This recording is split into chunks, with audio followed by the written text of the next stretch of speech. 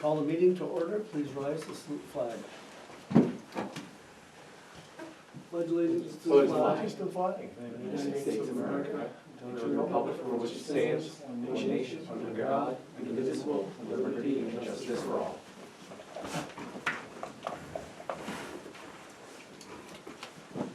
Call members, please. Councilmember Southwick here, Councilmember Bory, Here. Councilmember Hunter, Here. Supervisor Trombley, Here. and Councilmember Moore is absent.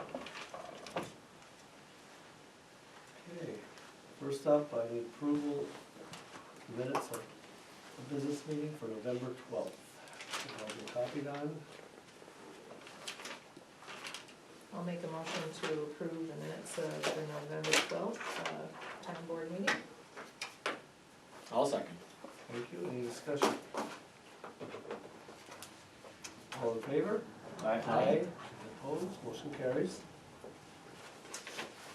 Presentations of petitions and communications. We don't have anybody here tonight. So we're going on to the supervisor's report for December 10th, 2024 meeting. Good evening. Here we are in December already. I want to wish everyone a safe, healthy holiday season and a very Merry Christmas. And only 15 days left. I find it hard to believe. There's somebody on Pratt Street with a countdown. I get to see it every day. Absolutely. Congratulations again to our NCCS boys and girls soccer teams for winning the sectional championships. Last month we did not have the results for the girls, therefore I wish to congratulate them now. Congratulations to the following All-Stars. First team girls is Kylie Supernaut. Second team girls is Bryn Height and Maddie Arnold. And congratulations to Kylie Supernaut for being selected on the 14 All-State. Great job, ladies. On November 19th, I attended the round table with the Delegate General of New York at the Chamber of Commerce. Thank you to Gary Douglas for this invitation. It was extremely informational. We discussed everything from our economic partnerships with Canada to the immigration woes that we are experiencing. Bottom line is that our neighbors to the north are very important partners for our economy. On November 21st, I attended our monthly update meeting with National Fitness Center, NFC, regarding our fitness center for Bob Venn Park.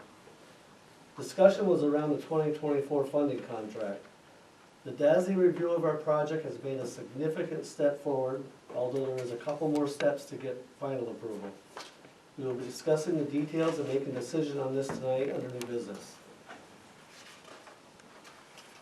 The Next Trex plastic program. We have collected 1,000 pounds of plastic. Therefore, we have reached our goal and have received our Trex park bench. In the spring, we will put it in our park. Thank you to all who have been donating plastics to be recycled for this project. What a wonderful achievement by all of us for keeping these plastics out of our landfills. And thank you to Price Chopper, Market 32, for sponsoring this. Please continue to save and bring in your plastics as we are continuing to collect for the Northern Tier Senior Housing 2025 project. We will be eligible to start again for the town in 2026. So keep the plastics coming. We will keep this going for as long as Trex allows. We also have a collection box at Champlain Technology Group for those who wish to drop off plastic when they are stopping in to pay the phone bill. Thank you to CTG for this. I am working on scheduling our next leadership meeting. I was targeting this month, however, between my schedule and Rosa's Points, we may end up in January. Our agenda will be as follows. Youth Program, review of the 2025 budget, Code Enforcement Shared Services Contract, review of that 2025 contract, Polling Place, discussion and the recommendation to go to one polling place to save taxpayer dollars, and Sewer District 7, discussion regarding this project moving forward and the details regarding the shared service / memorandum of understanding with Rouse's Point. Report on projects. Comprehensive plan revision. The next comprehensive planning committee meeting is January 8th. These committee meetings are closed meetings. The first community meeting was held December 5th from 5:30 to 7:30. The attendance was low but significant. This was an opportunity for the public to weigh in on their ideas and concerns for development into the future. The results of this meeting will be posted on our website. Just go to the site and follow the link for the comp plan. The project timelines, meeting minutes, any public sessions, and general information on the comp plan are available through that link on our website. Please visit our site periodically to keep informed. Miramar Properties, the 19 acres with the mall. We are currently in discussions with the owner's attorney on forming a plan for redevelopment, along with removal of this hazardous and dilapidated building. This is ongoing and will take an extended period of time. The 22 acres to the north of the mall, it was submitted for housing. I met with Cameo Associates yesterday to review the status of the countywide feasibility study that they are conducting. This was beneficial for them as well to hear the history of the property and the plans that we have for the housing development. Hoping for a report in the coming months. The Bob Venn Fitness Center project, the dazzling review of our project has made a significant step. I think I'm repeating myself on this, I'm sorry. Although there's a couple more steps to get approval, and we'll be discussing those details under new business. Great Shazy River project. Barton and LaJudas is currently preparing a proposal for a feasibility study for dredging. Hoping to get a update on that soon. Clinton County Health Department completes streets. There is still work remaining to complete the following improvements to our streets and recreation trail. The remainder will have to be completed in the spring/summer of 2025. And that's going to be for the crosswalk at Church Street and South Street to increase safety for the pedestrians walking to Dollar General. The removal of the shared road markings on Prospect along the rec trail, and new shared road markings which will be added on the trail along Prospect. No parking signs and benches will be installed at Paris Mills Park. The benches are actually been assembled and have been delivered there. They're in the storage at Paris Mills, so we just need to take them out and put them in the spring. Elm Street Culvert Project. We've been awarded $1.497 million from the New York State Bridge New York Grant Funding Program. We are now ranking 6 engineering firms to be able to choose the highest ranked firm to move forward with design stage. This will be discussed under new business tonight. We expect to be under construction in 2026. Sewer District 7 project. We just recently were awarded a New York State Water Infrastructure Improvement Grant, WIA, of $5.477 million. This amount added to our previous award of $5.685 million through Federal Infrastructure Investment and Jobs Act of 2021, also known as the Bipartisan Infrastructure Law, BIL, makes this project 98% funded. This is unprecedented, and the town of Champlain is extremely fortunate and grateful of these funding programs. We will address the proposal of qualifications of Barton and LaJudas under new business tonight. Public announcements. If anyone needs assistance scheduling for RSV or COVID vaccines, you may contact us at the Town of Champlain office. We will be happy to assist you with the online process. Our town offices will be closed half a day Tuesday in the afternoon, December 24th, and Wednesday, December 25th, to observe the Christmas holiday. The next offensive driving course is being held on February 1st, 2025. This will be held at the Rouse's Point Civic Center meeting room. Thank you to Rouse's Point for hosting. And for New Year's, our town offices will be closed Tuesday, December 31st, half a day in the afternoon, and Wednesday, January 1st, to observe the New Year's holiday. A reminder that the Lions Club is collecting used eyeglasses to help those with vision impairment.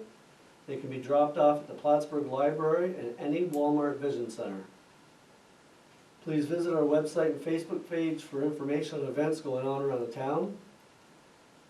And the town would like to appoint more alternates to the Zoning Board of Appeals and the Planning Board. Please consider serving the town in this capacity, as we need talented citizens of this township to become involved and assist us in moving forward. Please contact me if you have any interest for details. And please note, please feel free to stop in. I'll be happy to discuss the town's projects and objectives with you. My door is always open, but please call first. There's many appointments and meetings that fill my schedule. And thank you to all veterans and active military men and women for your service. Also, thank you to all first responders, both paid and volunteer, of our EMS and fire departments, and our police officers for your dedication to your community. And a special thank you to the firemen and the EMS for the tough couple of fires they've had in the last 2 weeks. It's been a rough one. So thank you very much. To all, please have a safe, enjoyable holiday season. Happy holidays and Happy New Year to everyone. Thank you.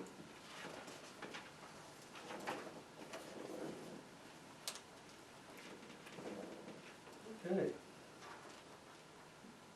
Report from the council members. Councilmember Hunter, would you please go first? Okay, I'll start off with the Champlain Fire Department. First of all, dry hydrants are still working with Mark and Big Water, as well as Alan Racine and our supervisor, to finalize the dry hydrant on the Cardan Road Bridge that is now open. It is awaiting final design and cost. The new fire station is progressing nicely, although with the recent weather, extreme cold, rain, and snow, they've had a few days of setback. U.S.-Canadian border response. We had a meeting with Customs and Border Protection this past week to develop a plan for cross-border response when the new hours of operation take place in January. The closures at Overton and Rouse's Point were discussed.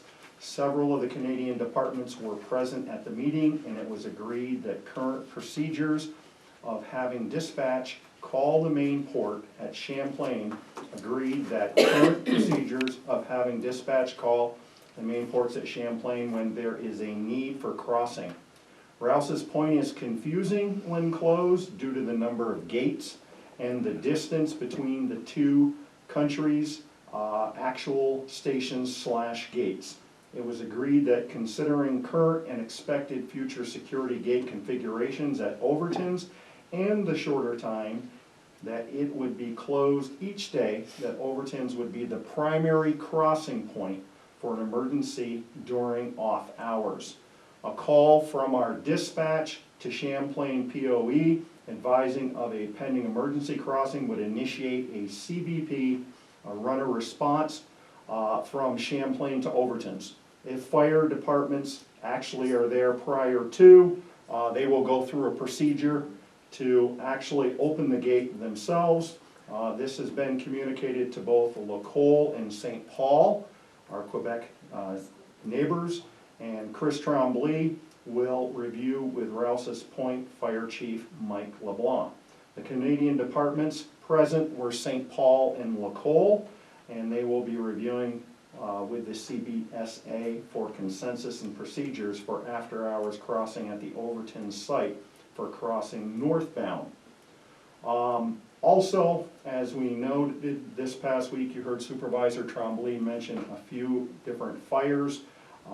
It brings up some points, and a couple of these were brought to my attention by Chris Tremblay. It serves as a reminder to practice good fire prevention at home, including escape ladders, escape plans, working smoke and CO2 detectors, and of course, have your home 911 address visible for emergency responders. 911 signs are available at the Champlain Fire Station any Monday night between 6 and 8. This future tragedies, in fact, could actually be prevented. I also kind of went out and downloaded a couple of different flyers that I will leave with the town personnel, and they can put these up. One of these is a home fire safety tips, and it actually goes through a number of different areas, from being able to plan ahead and how to get out alive, how to get low and go, choices in determining if you actually will stay and what to do, as well as protection when you are possibly trapped inside of a fire.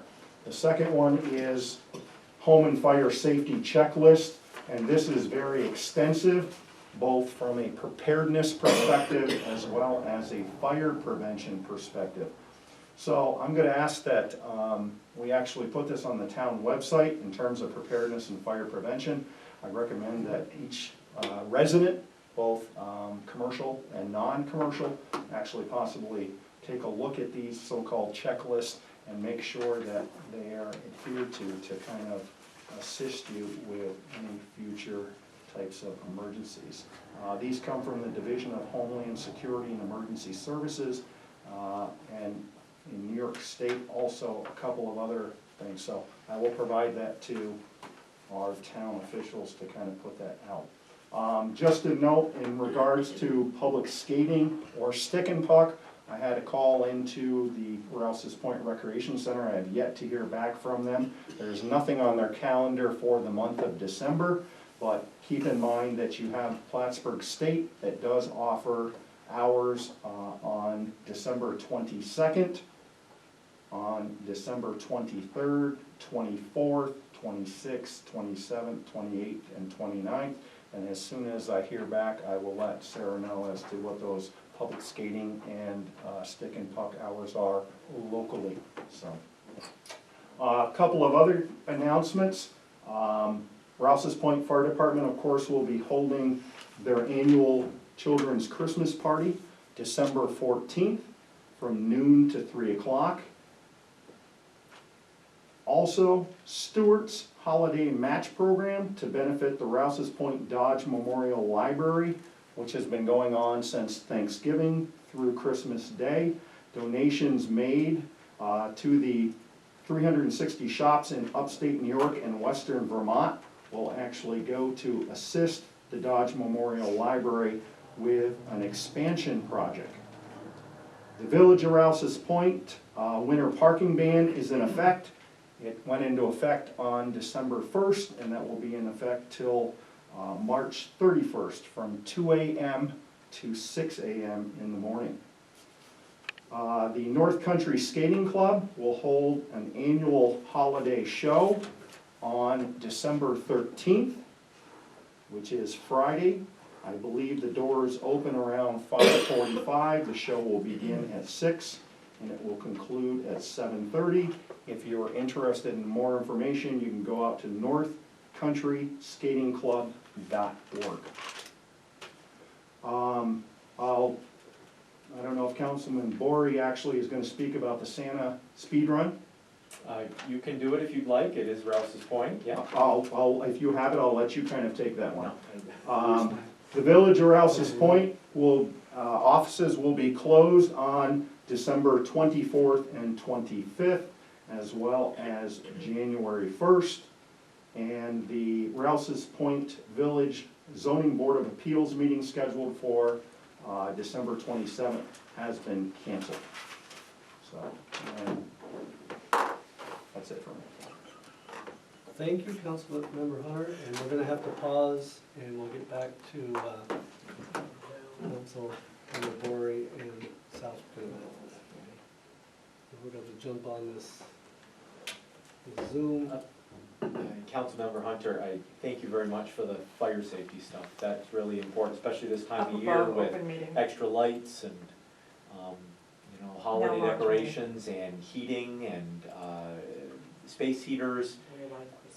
Yes, real Christmas trees. Even cooking. Yes, cooking. You know, there's a lot of areas to consider. When you look at this very detailed itemized list from a preparedness perspective, it really kind of opens up your eyes to, Sure. I think, sometimes things we take for granted. Yes, yes, yes, So. yeah. It's Do you have us it's muted? never the wrong time of year to be Are we thinking about muted fire on the safety. bottom? Correct.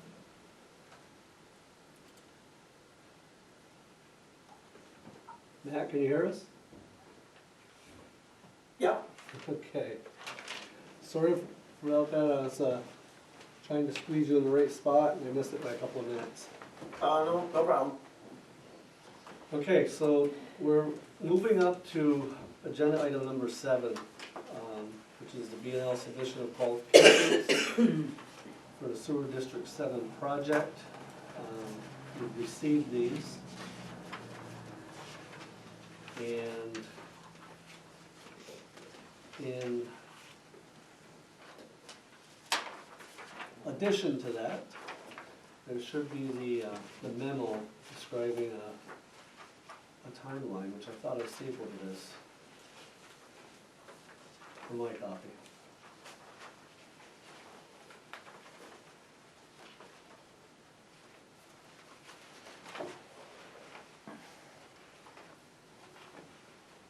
You folks all have it? I believe we got it in an email. I don't know if I have a printed copy. This is a printed copy for you. Sorry, Matt, you got a Is it this one here, the single box page? in front of you.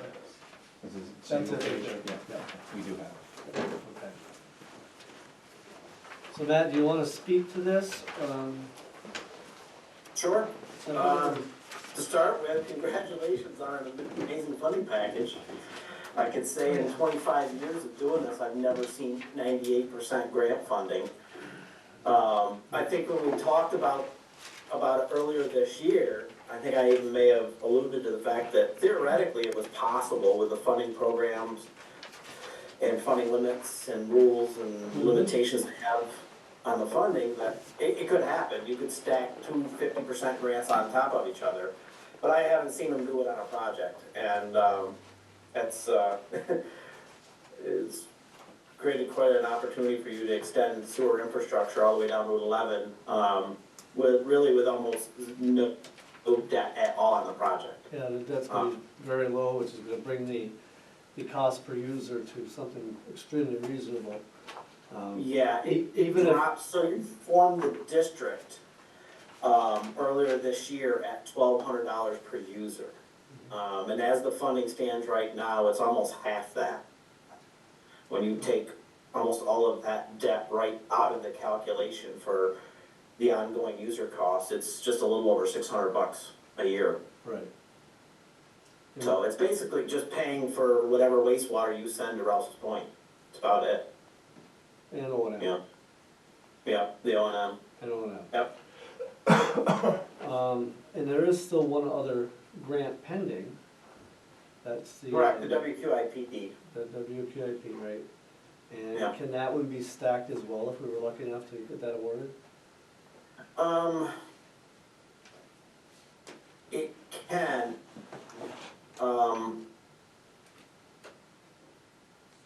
What they might do with your WIA is, because the WIA is, Same funding agency, same bucket, basically?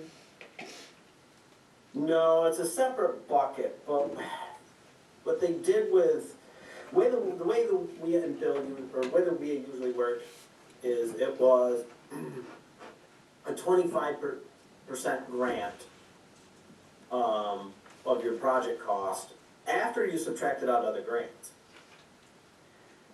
What they did when they came out with the bill funding, two changes were made. One, they came out with enhanced WIAs, which if you met certain financial demographic criteria on your median household income, your 25% grant could go to a 50% grant.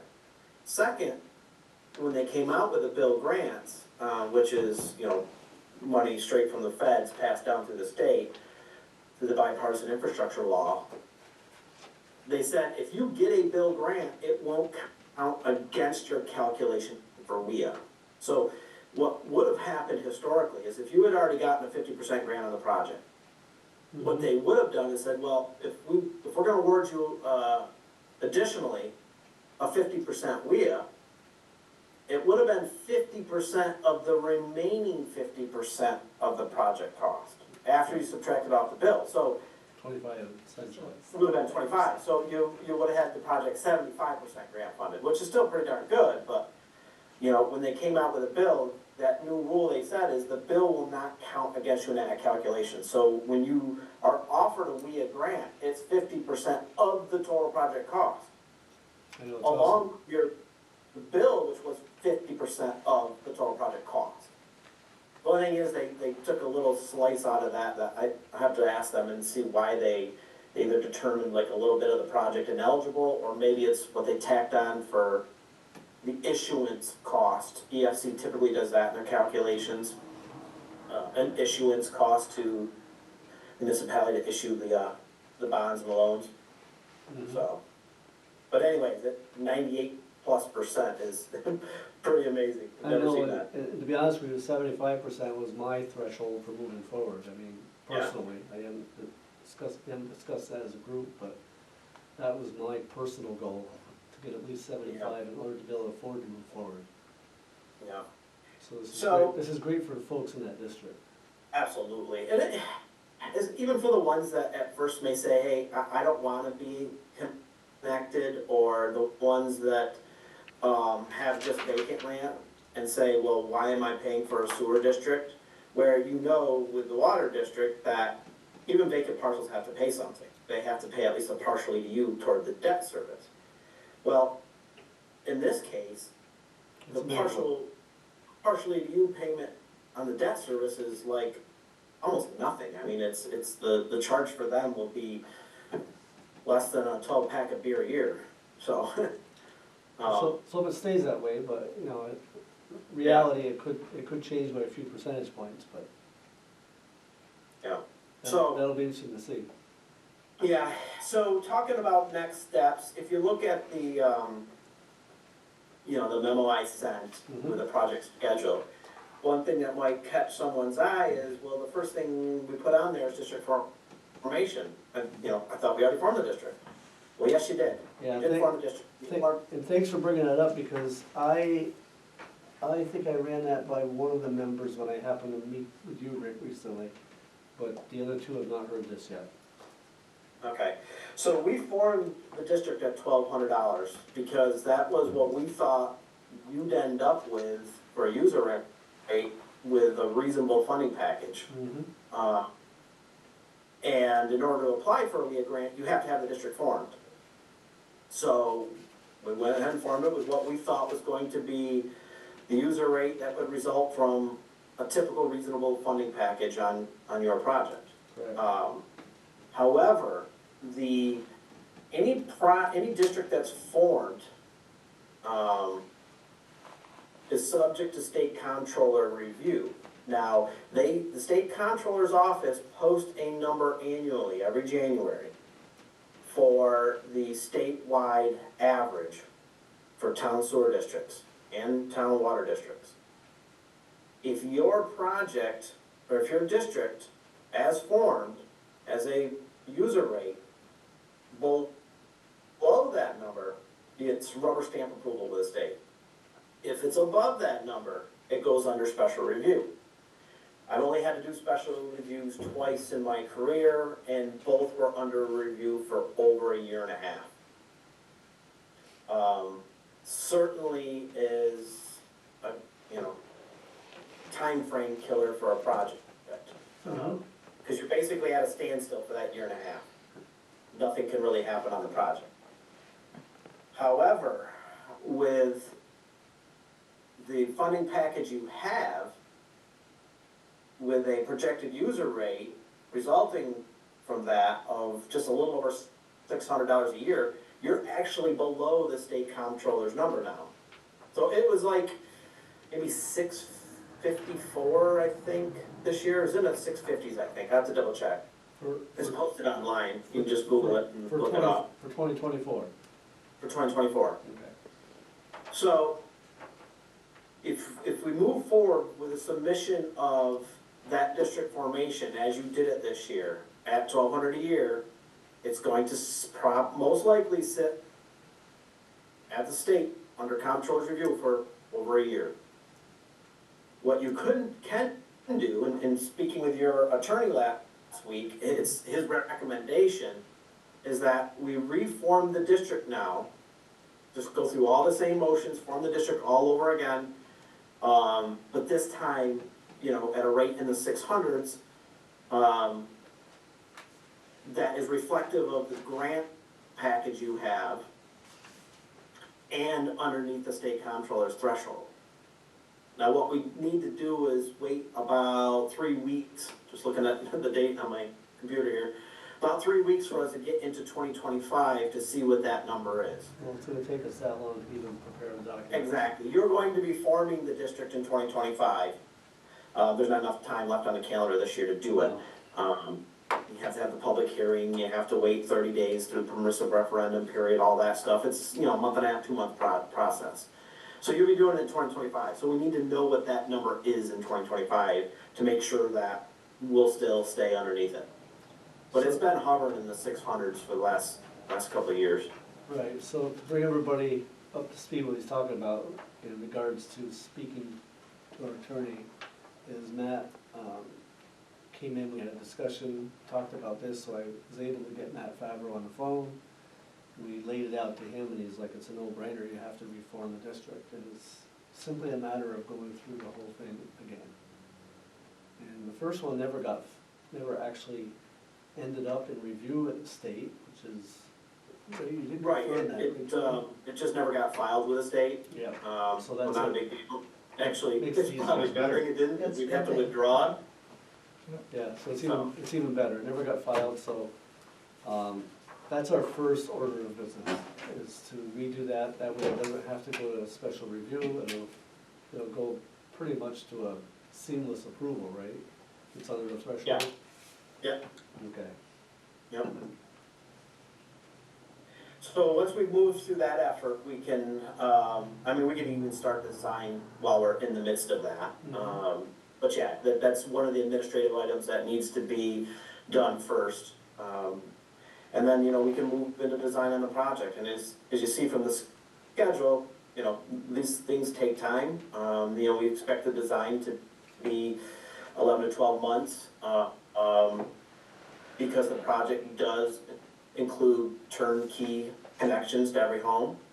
So, we need to go door to door, figure out where everybody's sewer line comes out of the house, where we're gonna connect to it, figure out all the constructability issues, do they have a shed sitting over top of where it comes out of the house now, or all those types of things that we need to work out and put in the design drawings, before it goes out to bid. So, we do have quite a bit of time built into the schedule for that.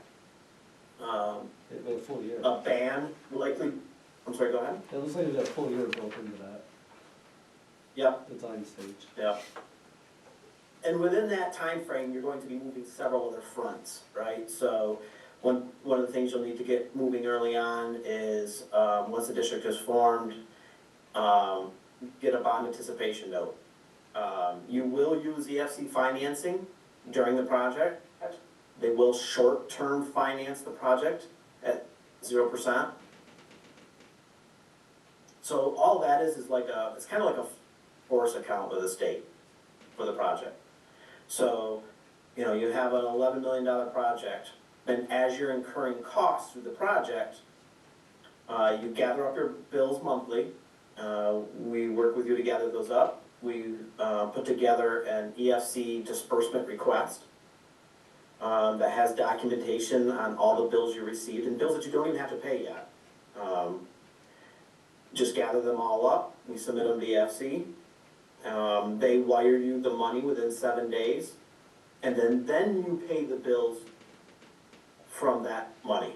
So you'll set up a separate account for the capital project, for them to wire that money into and for you to pay the bills out of. It happens quick enough that you don't have to pay the bills out of pocket and wait for reimbursement. Gather the bills up, everybody involved in the project understands that it's, 30 days to get paid, and you can do that submission and get the money wired to you well within that time frame, so that, So, you don't have essentially, any out of pocket. not to interrupt, I'm sorry, Matt, but essentially, the bond anticipation note, those funds would be to carry that gap during design phase, et cetera, right? Right, so what the next thing I was gonna mention is that process with EFC and their disbursements and the short-term loan works great once you've closed on that loan. They're a little slow on that, expect anywhere from 6 to 9 months to close on that with EFC. So to bridge the gap from now till then, you'll have to take a bond anticipation note. You'll borrow the money, from a bank. And all the interest on that is all reimbursable with the funding. Correct. So, once you close on your EFC financing, let's say 9-10 months from now, you'll pay off that band with it, and any interest that was on the band. So, and you don't have to make any payments on the band between now and then. Yeah. So you'll borrow it, we'll have to calculate for your bond counsel, and if you use a fiscal advisor, is what do we expect the project cash needs to be in the next 9 to 10 months? So that you can borrow enough to bridge the gap. Correct. You borrow it, you put it in that capital project account, it'll sit there just to pay bills out of it. You don't have to make any payments on the band between now and then. And then once we close on the EFC financing in 9-10 months, you'll just pay off the band with that. Yeah, 'cause that, And then we'll be in that nice monthly process of doing disbursement requests from that point forward to the end of the project. And then at the end of the project, they will, well, we'll see how they wanna do the disbursements with this, with a combination bill. I haven't worked on one with this combination of this new nature, to see how they'll disperse it. Sometimes when they're dispersing money during a project, they're dispersing grant money to you. Other times, what they'll do is provide you short-term loan for the entire $11 million project. And then at the end, they roll that short-term loan over into, the grants, the 2 grants, and then the remaining balance into your 30-year 0% interest loan. See what I'm saying? mhm. So, but we'll assist you with, that whole cash flow process as well as, your fiscal advisor if you do use one. We work on projects with them and without them. Obviously, they're far more well-versed when it comes to things like bands Correct. and how to best shop for those and select the right one and handle that cash flow and rolling it into the EFC financing. Correct. But bottom line is, you shouldn't have any out-of-pocket, out-of-general fund expense, really from. Other than the advisors, Matt? Yeah. Other than the cost for the advisors? I think, That's a project eligible. So it is an element that expense. is covered, yeah, so that'll be Yeah, between 4 and everything. 8,000. Your engineering, your bond counsel, your attorney costs, because they'll need to help us secure easements for all the sewer laterals on the project.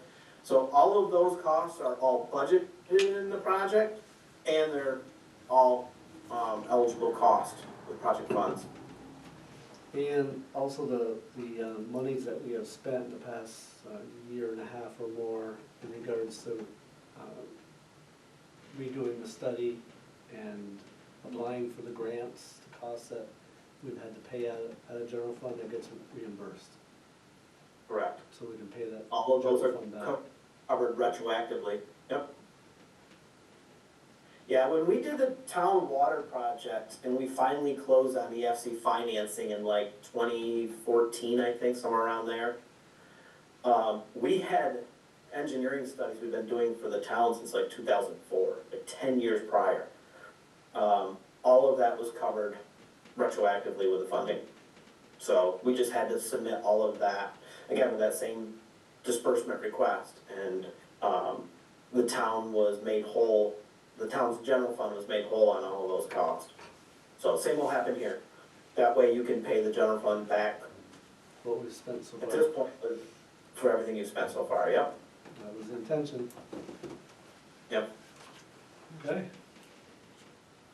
So there's mechanisms to fund the project, through design, through construction, and then, long-term, you'll have the 0% financing for the balance that the grants don't cover.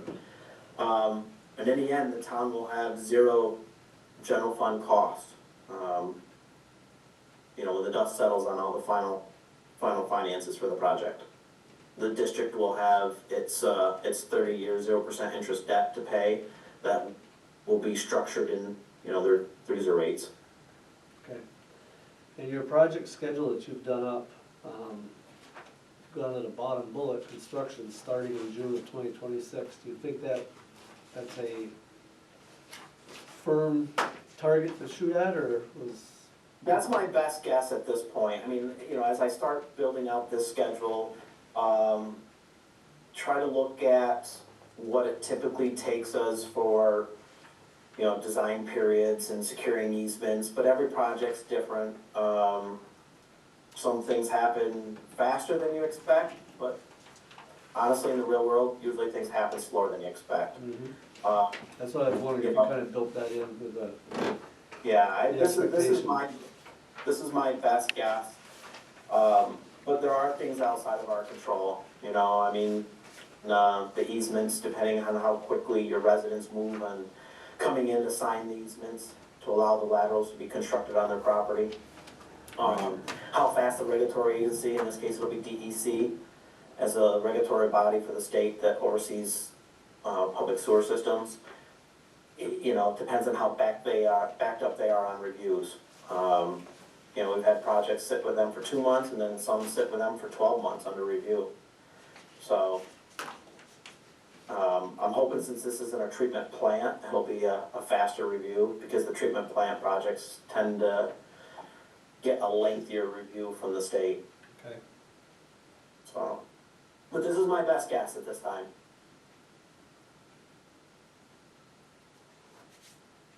Okay. You folks have questions? I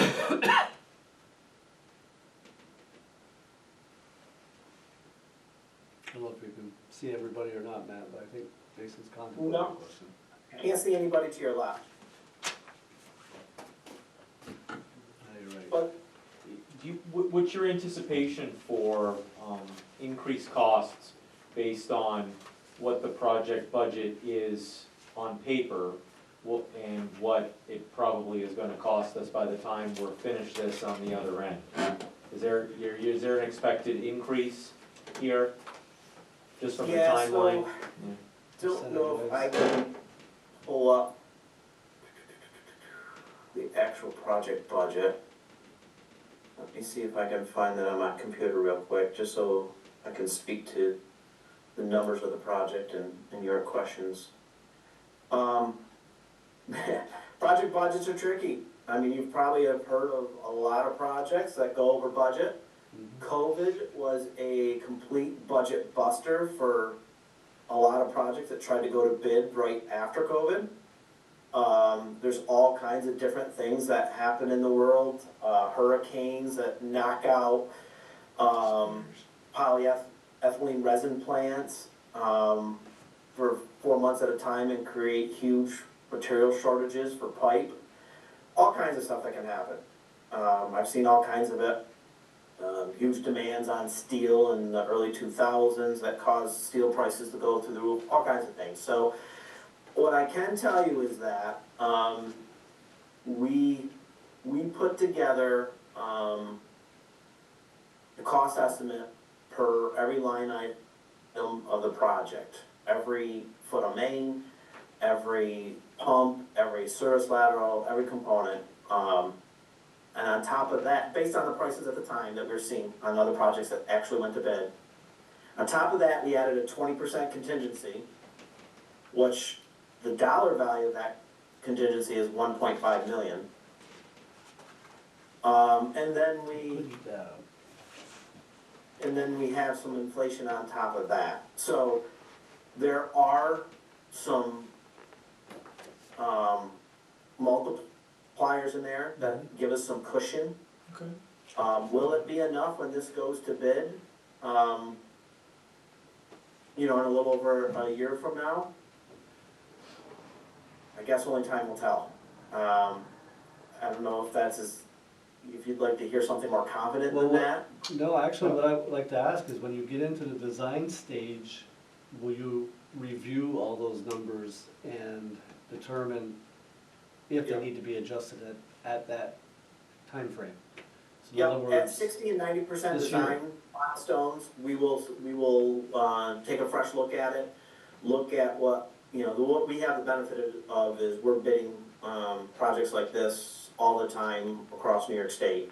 So, you know, when we're at 60% design, we'll look at the most similar project, to this and look at those bid numbers and see how our numbers are faring against that. So Okay. we'll do that twice during the design process at 60 and 90%. Okay. So have you received an anticipated budget? Do you have an idea in terms of like what his numbers look like right now, including Yep. not only the actual contingency and the inflation? Wasn't that in the report? Yep, that's all in the report. That we received a year ago. Yep, So those numbers haven't changed since that report came out? That's correct, that's what he's saying. Correct. It's 60% design stage, and they will be adjusted accordingly where needed. yeah. And then So again, when 90. When we do the report, it has a contingency and it has 2 to 3 years of inflation on top of that contingency built in. Knowing that from the time we gave you the report to the time it goes to bid is likely a 2 to 3 year span. So,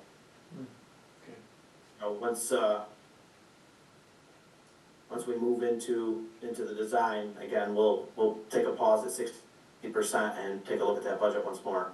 Yeah, to see if it does need to be tweaked slightly. Right. And as long as we're forming the district well under the, what's the word I'm looking for, The state comptroller's threshold? the threshold, thank you, that's what I was trying to get. Yep. If it was to float closer to the threshold afterwards, that's not an issue, right? That's not an issue. In fact, when we do the district formation, here's my suggestion, is that per my calculations right now with the grants you have, the user rate, the way we have the project budgeted, Right. with the grant you've been offered, the user rate calculates to $621 a year, I think. Yes, that's what it is. Let's say the comptroller's threshold comes out at 680 this year. I would form the district at 679. Just so that if the bids come in, higher than budgeted, you have some wiggle room within your district formation dollar amount. Okay. Because otherwise, if we form the district at 621, you can't have one more dollar loan on the project Or without sits at the without same? exceeding it, therefore you can't move forward.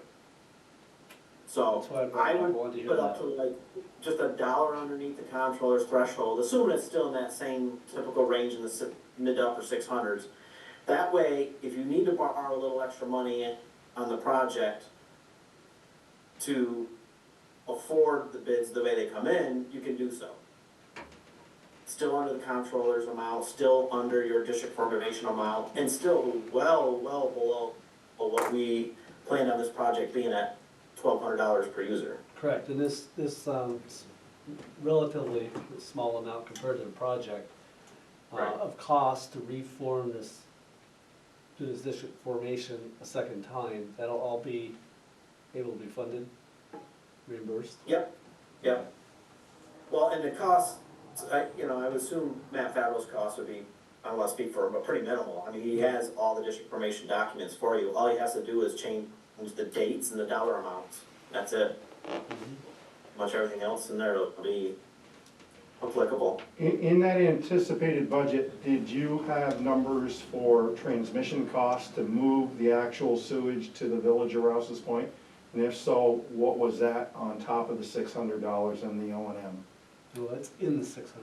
That's in, so everything is in that That's in the $600, everything, Yeah. transmission and O&M?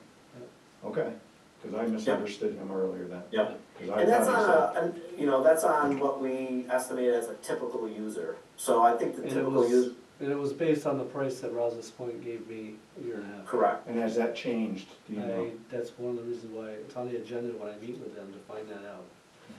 'Cause Yeah. that could have changed So, slightly. I don't know. So amongst all the tasks I have on the schedule, there are numerous subtasks of things that need to be done. And as Tom alluded to, and you mentioned that we need to actually nail down a written signed intermunicipal agreement with Rouse's Point. Correct. And that- I That's wouldn't been let an on that you saved a ton of money by getting all grants. I wouldn't say a word. think that maybe they wanna bump up the fee on the sewage. No, I would think they're gonna hold close to their, I would think Only if so. they want. I don't think anything's changed on their end. right, that's what I They mean. have lots of plant capacity, you know, and I'm sure. And as we discussed, when you have tons of plant capacity, it's gonna cost pennies to run this extra sewage through. It's not Yeah. like you're That's adding what I'm- plant costs. Yeah, because is that gonna be a fixed cost, or is that gonna be each year, it's gonna, go up, depending Depending how on you. their variables? Right. Right, and that's How what I'm worried about, so. We'll find out when we make that agreement.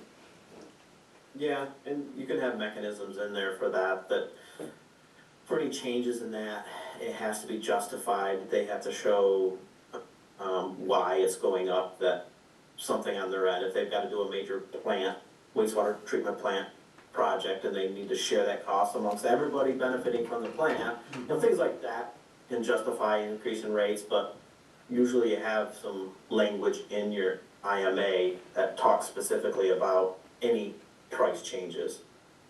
Kind of safeguards both sides on that and has some checks and balances on what you can do and how you can do it for rate changes. So three of us at this table have experience in that IMA, and doing an IMA, so we're gonna do it right the first time, right? This one will be very different. That was an inside joke. Okay, You wanna get in on Oh, Happy to let you in. But once you're in, so you can't you get out. had mentioned, Matt, that we would need to address something at our next meeting. Would that be an actual written proposal, rather than? It would this? be our contract for the engineering for the project. Yeah. Yep. You guys comfortable to move forward? Yeah, I guess one question that I do have is that when you actually prepared what this budget is gonna look like, what was your projection for growth in the economy, both residential and commercial? Because we have, if that's not included, all these numbers change. Yeah, I mean, typically we have 10% growth in there. The funding agency won't let us include too much more than that, Okay. as far as capacity wise. But quite honestly, I mean, the transmission main inherently will have far more than 10% additional capacity to it. Okay.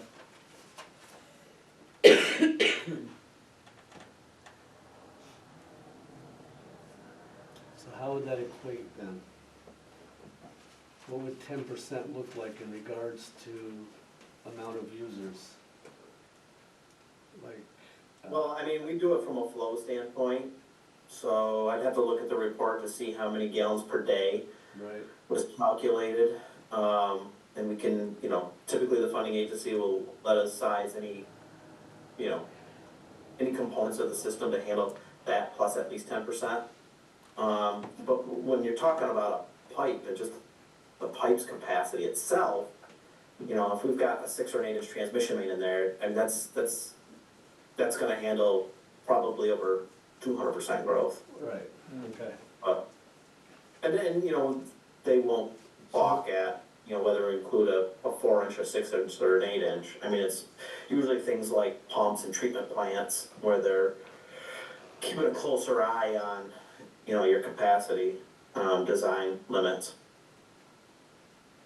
But in this case, with a low pressure sewer, each new connection has its own pump. So each new pump will be sized to whatever they need, and the transmission main will have enough capacity for that well into the future. Correct. Keep So- adding so more if a- users. If a 35 home housing project was to be added That's to what I- this, yeah. there's no reason why it's not capable of moving it any Or- differently. Or an additional 30-bed motel, hotel, or, Those are probably the two most likely. Okay. that's what I'm thinking, but I don't know. Yeah, that wouldn't be a problem. Yeah, because this is going through at least two properties that have been spearheaded, I guess is a way to put it, to be included in a feasibility study for housing. So that's, there is some possibility that could happen in the next 5 to 10 years or whatever, but it's, nothing happens overnight. But as long as we're developing it, so we really don't have to worry about adding to it, it's a question. And I think you've made it clear that, the pipe itself is capable of handling 200% more than what we're sizing it to. And as long as when you redesign, just keep that in mind, I think you'll be fine.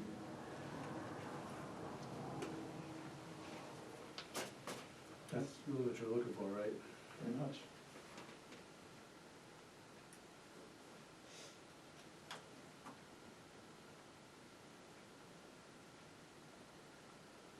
So since I had that in new business, we want to put it in form of a motion to move forward and have him get his proposal drawn up.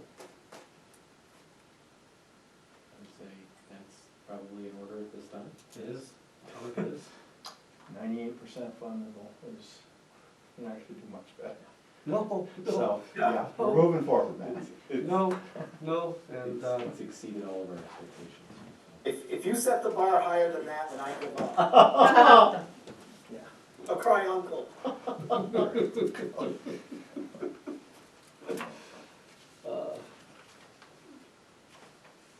So anyways, I'll put the motion on the floor. I make a motion to have Barton and Judas now prepare their contract for us to address at our next meeting. I'll second the motion. Thank you. Any further discussion? No? Can you do a roll call on that one, please, George? Councilmember Southwick, Aye. Councilmember Bory, Aye. Councilmember Hunter, Aye. Supervisor Trombley. Aye. Okay. So we haven't scheduled that meeting yet, but we're probably looking at the 23rd, Matt. 23rd, Yeah. And, so you're Monday before Christmas? yeah, Yeah, that works. You do it sometime in the middle of the day? yeah. Is that typical? Okay. And we haven't picked that time yet, but we're gonna work on that later. Okay. We'll have to shoot you an email. Okay, sounds good. Okay? Any other questions for me before I sign off? Nothing from me. I think we're good. Well, again, I appreciate the opportunity to work with the town. Look forward to it. Hey, I do have one other question. Off topic of this. Whereabouts are we on the proposal for the feasibility study for the dredging of the Great Chazy? I haven't had Yeah. time to even think about it.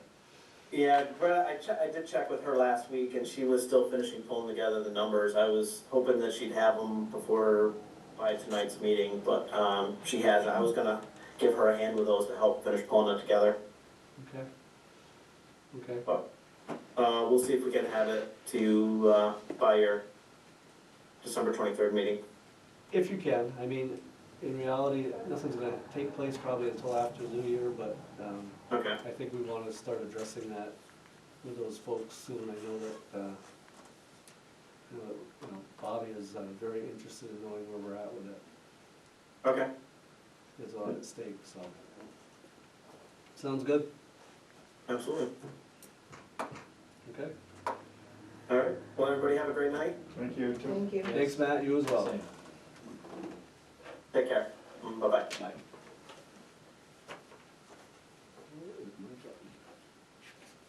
Way up on the top.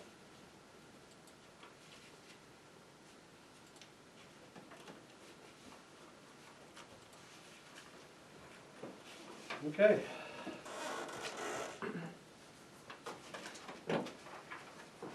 So back to reports from the council members. Councilmember Bory, would you go next? Sure. I'll start with the ZBA, Zoning Board of Appeals. There was no meeting in the month of November. And the meeting minutes that we have were from the October meeting, so just you can review those at your leisure. Next I'll go into marketing. I don't know if you want me, since we're meeting later on this month, maybe that's a better time to go over the report, but we did get the report from Melissa, the October, November numbers. I don't know if you got a chance I to take a have look at not that. had a chance. So maybe I just can just say that we did get the the traffic numbers, the clicks, the shares, the numbers are through the roof. So what the marketing that they're doing is, Yeah, why don't we send it to? yeah, so when I send it to everybody, we can maybe put that on the agenda to review that at the December meeting, or at the end of the year meeting. Yep. Yeah, it's very clear they're targeting Montreal, and the number of organics and clicks and shares and it views, it's pretty impressive. Definitely they're targeting Montreal, because that looks like where the bulk of it was coming from. But it is other places, Boston, I noticed was there, Columbus, Ohio, so they're hitting the Northeast for sure, and then some of the, looks like Ohio is considered Midwest, isn't it? So, True. yeah, some good stuff there. I think you'll like it. And the business testimonials started. That's got some good traffic as well. I think it's excellent. So people should be on the lookout for those as the series are coming We've through. only had the first one. That's just correct. Lakeside. Yeah, just Lakeside Coffee. Yep. And we also ask if you see these posts on your social media feed, please share them. It is a wonderful opportunity for you to gloat and to be very proud of the place that you call home when you can share these components that we've lovingly put together to really showcase where we live. So take the time and share. That's really how people find these things. It's essential for Yes. getting the traffic out there. Yes. And also kudos to Sarah for the Facebook page being continuous posts. We have more posts now than we've had in quite a while, and there's lots of engagement. So our Facebook page is really moving in a direction, and that's to be thanked. Hometown Heroes, applications are still available. If you want to go to the town website, townofchamplain.com. You can also call Sarah here at the town office, 518-298-8160, extension 202, about getting those applications. We'd like to try to button that up by the end of the year. Of course, we would take applications into January, but we like to go through, vet those, any of the new applications, and make sure they're ready for printing and then ready for hanging in the springtime. So please, if you want a banner, please contact us. Just to note, the final environmental assessment for the new RP land port of entry, if you remember, we had a meeting about that. The final environmental report is available at the Dodge Memorial Library for anybody that would like to review it. It is there, as that is another process moving forward. Just feel free to check that out. Just go to the desk and ask for the report. We'll be more than happy to share it with you. I guess the rest of this is just stuff going on. For the holidays, we've heard multiple events going on, including if you, your family in need of holiday gifts, holiday meals, food, winter clothing. This also goes for HEAP as well. We ask you to reach out to the local Champlain JCEO outreach here. It's located at the village office in Champlain. You can call them at 518-298-2373. You can also email them at champlainor@jceo.org. And again, that's going to be your Christmas Bureau stuff. That's going to be food-related items. It's going to be your winter heat. So all of that is right done through the JCEO. So just keep that in mind, as they do have cutoffs, especially for the holiday meals and gifts. Like that cutoff is getting close. So make sure that you contact them as soon as possible if you are still in need this time of year. Some things that are happening, Goss Chevrolet in Champlain, they're still holding a toy drive that goes through December 14th, so that would be the end of this week as we're taping this.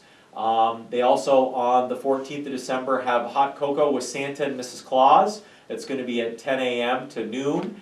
That also wraps up their toy drive at Goss. Champlain Memorial Library in the village of Champlain, they're having a Christmas sale that starts Wednesday, December 11th.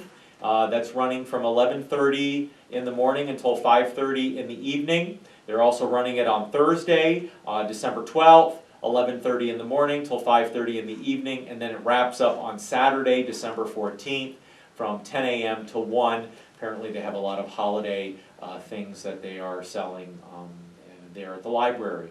Of course, also an opportunity to go there and check out the facilities at Champlain Memorial Library. The Village of Champlain is hosting their Holiday Fest Saturday, December 14th, beginning at 6 p.m. This is going to take place at Paquette Park in the Village Center. They've got hot cocoa, music, and Santa's going to be there with gifts for all of the kids. So feel free to participate in the Village of Champlain Holiday Fest December 14th. The Village of Champlain is also hosting their Holiday Decorating Contest starting December 15th through the 21st. They ask that you have your lights on by 5 p.m. for the judging.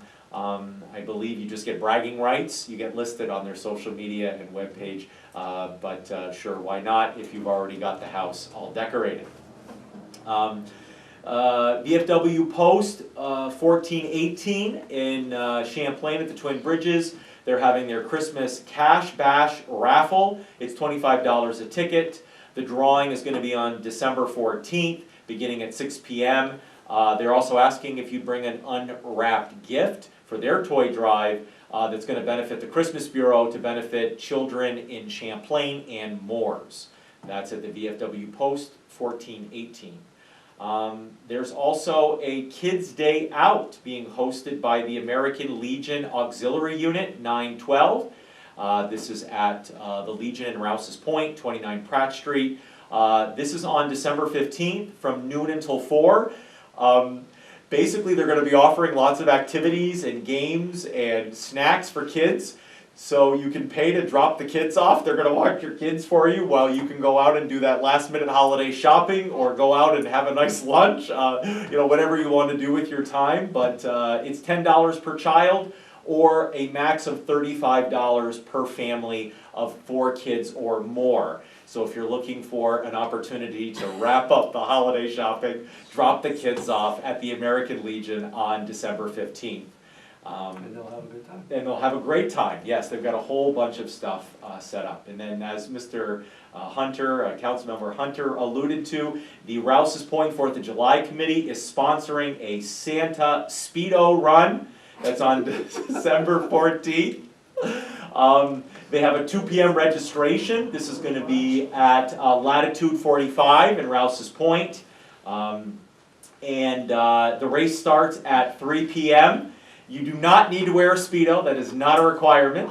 But they want you to dress up in holiday fashion. And they have a pretty short jaunt around the village where they have a 1K fun run walk where, quote unquote, you strip down to your holiday inspired skivvies in the name of charity. So feel free to get involved with that on the 14th. Might be fun to watch.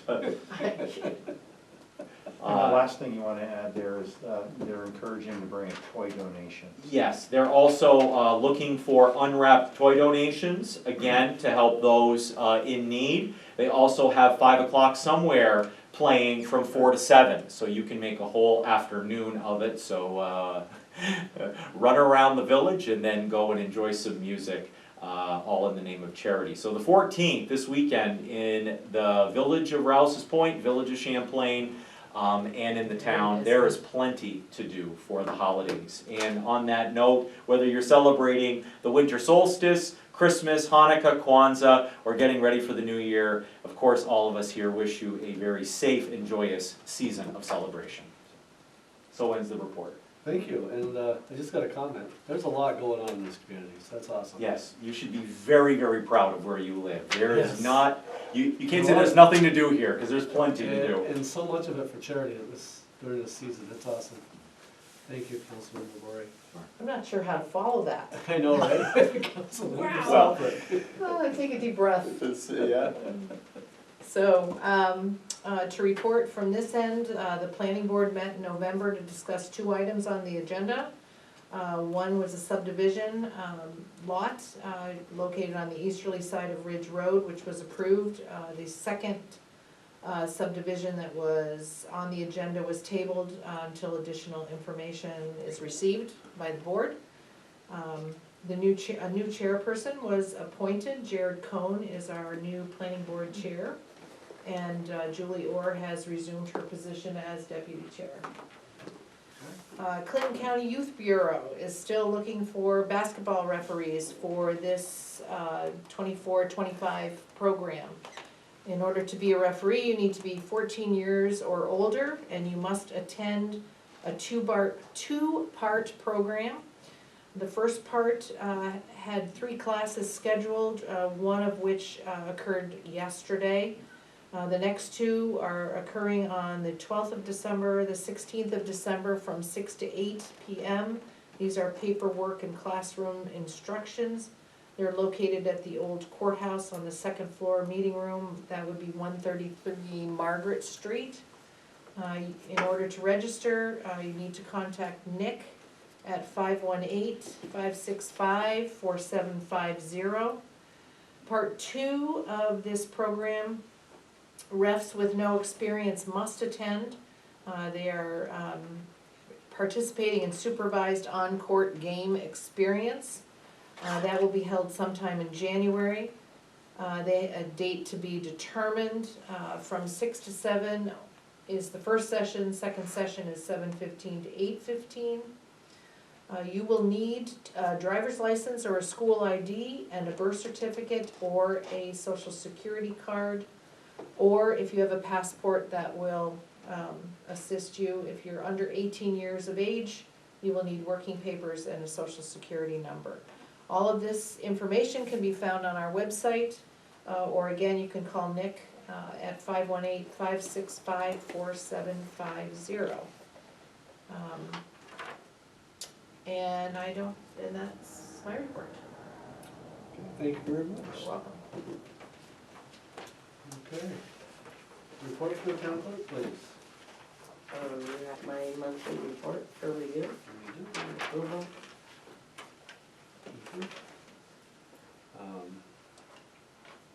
I'll make a motion that we approve the town clerk's monthly report, November 1st through November 30th, as submitted. I'll second that motion. Thank you, that's total state and county local revenues of $1276.40 with total local shares of $777.71. $777.71. So, yeah. It's awesome. All in favor? Aye. Any discussion? Motion carries. That's a signed copy for you. Thank you. Review of post audit bills, AKA the abstract. Any questions on that listing?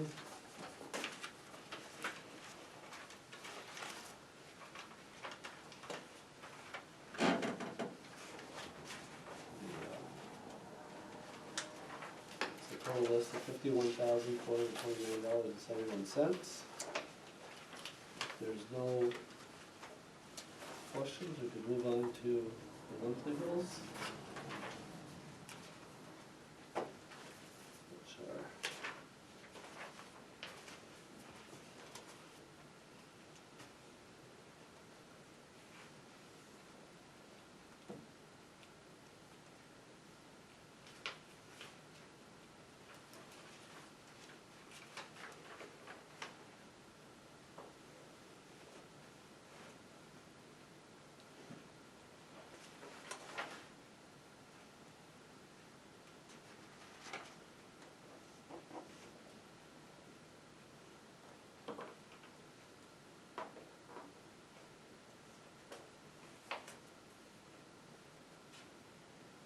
this a new font, or is Mhm. this a new program layout?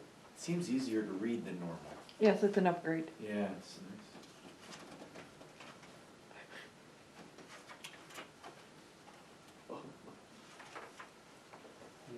You're right, it does read easier. That is correct. It's the little things. Mm-hmm. They all count.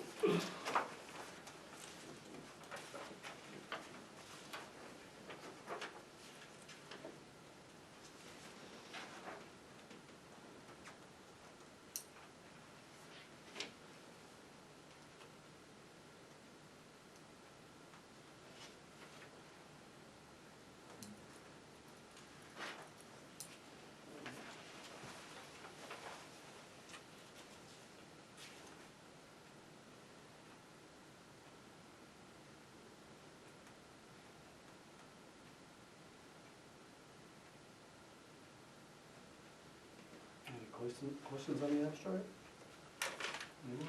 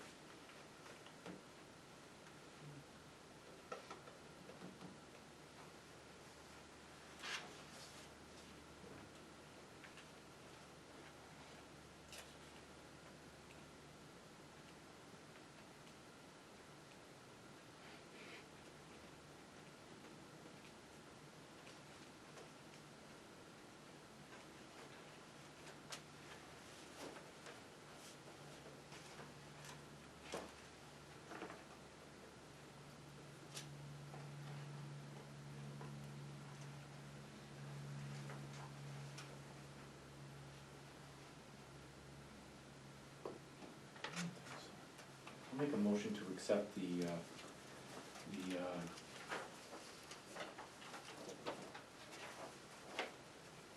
Original movement abstract, right?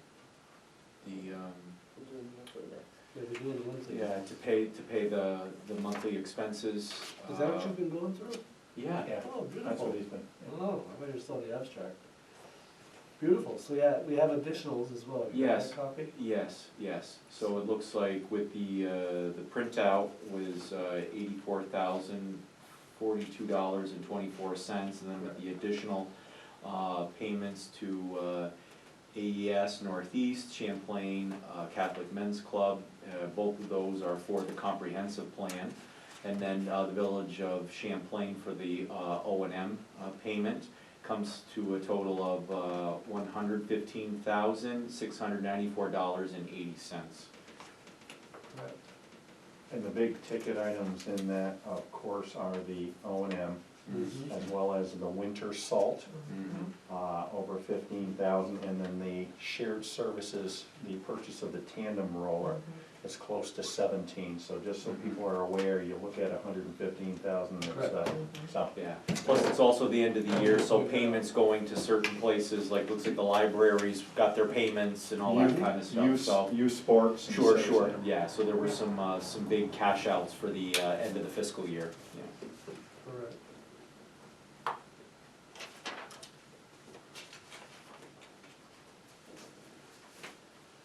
So I make a motion to approve the monthly bills. I'll second. With the additionals for four. Yes, that is correct. Roll call, please. Councilmember Southwick, Aye. Councilmember Boring, Aye. Councilmember Hunter, Aye. Supervisor Trumbo. Aye. Motion carries, thank you. Okay, you have your report from the code enforcement officer. There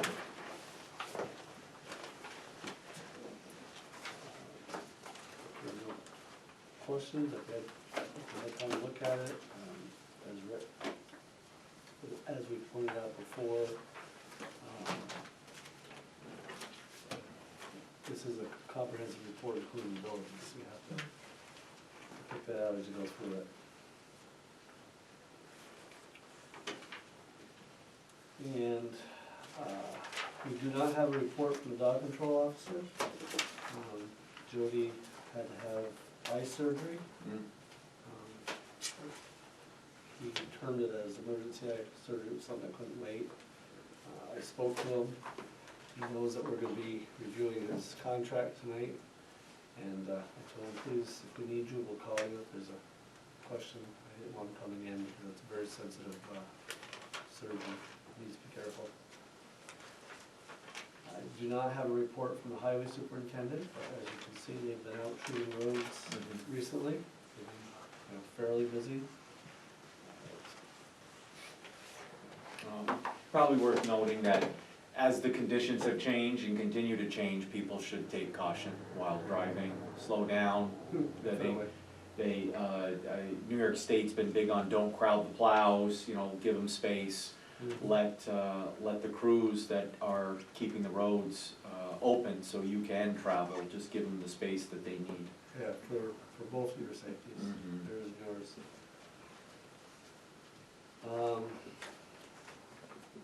Correspondence, we have Charter Communications, upcoming changes. We have the minutes from the zoning board meeting of October 17th, and the minutes of the planning board meeting, November 7th. Then, this information here, we have it listed as town tea leaves. It's the new video conferencing requirements. I don't think I actually put that on new business. I mean, we had some thoughts of wonder if we can go there. I hope that you've all reviewed this. I don't see how this could help us at all. I mean, I still need a physical quorum. I don't know if you had time to review it. I did, I looked at it, yeah. Those conditions really, I think, make it not worthwhile. And then, final sale. Now, I don't know if did we all get a copy, Sarah, of the last one showing No, our just you. invoice? Okay, just this one. So the first invoice that you were copied with is actually that was the total invoice going to the buyer. You know, 'cause it included the buyer's premium and everything. This one here, I'll pass around, shows you that we were paid $60,000 for the truck. You know, this one had the $4,400 buyer's premium included. Maybe a little misleading. So, that was what the buyer had to pay. But we received a check today for $60,000. Okay, and you'll see in the bond resolution, it talks about that being applied as the down payment.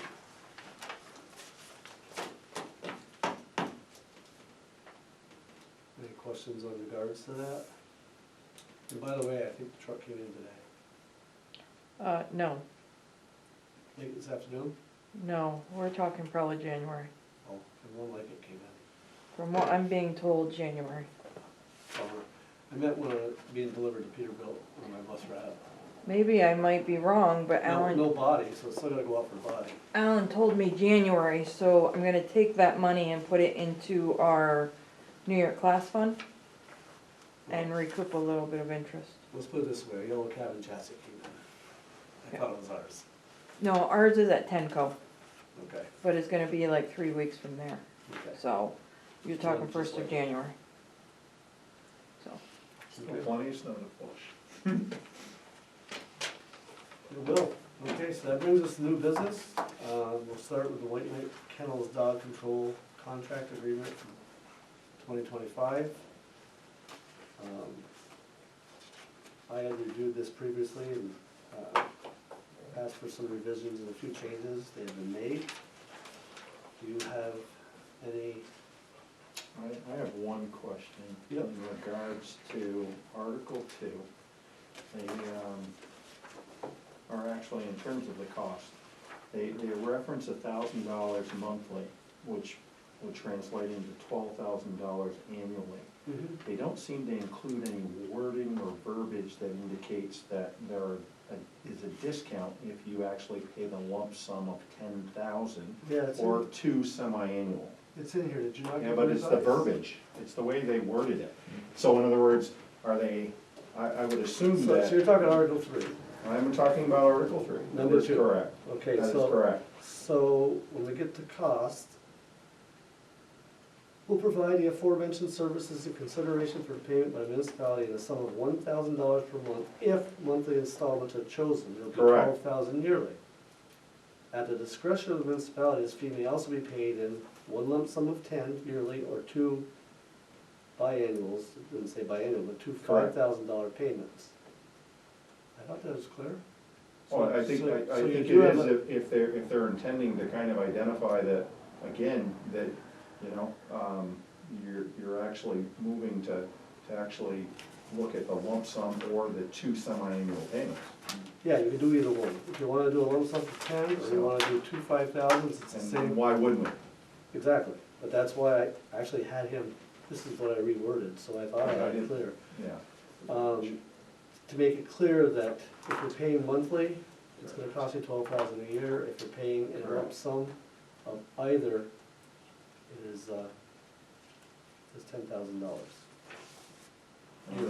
The lump sum of 10,000 yearly or 2 5,000 payments. Rick, would you feel more comfortable if that was just slightly worded differently? That way it's more, Yeah. Like Yeah, I something think at the it's- end of that sentence saying a cost savings of $2,000 per annum. I could. Darn, I thought it was clear. So, at the, after the end of the sentence, or 2 $5,000 payments, put an additional sentence. I would actually leave that statement that says a cost savings of $2,000 could be achieved by 2 semi-annual payments of 5,000 or 1 lump sum payment of 10,000. That's what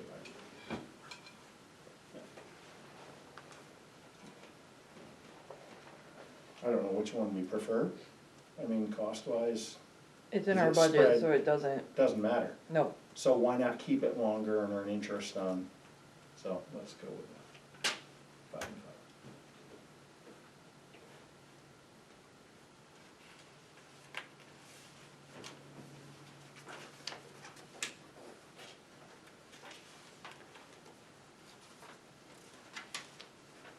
So cost savings of $2,000 annually will be attained, That's fine. by this fee being paid in one lump sum of 10 yearly or 2 $5,000 payments. Yes? Yeah, that's fine. And then the other thought I had was, in regards to the records. They're kept for a minimum of 3 years unless the town offers written notice. Have we ever with, prior to White Knight Kennels, actually, you know, had a rationale to kind of, you know, obtain those records beyond the 3 years? Not that I know of. Julie, can you speak to that history at all? Have we ever required? No. He's different. I would think that, any case that would have to be reopened or anything would be well within that first year. We'd have our notifications anyway, his reports. True. But that, I think that's following ag and markets anyway. I'm sure it It's is. a 3-year, Yeah, that's why he. I'm sure it is. is that from the time the record was created? Yes. 3 years from that?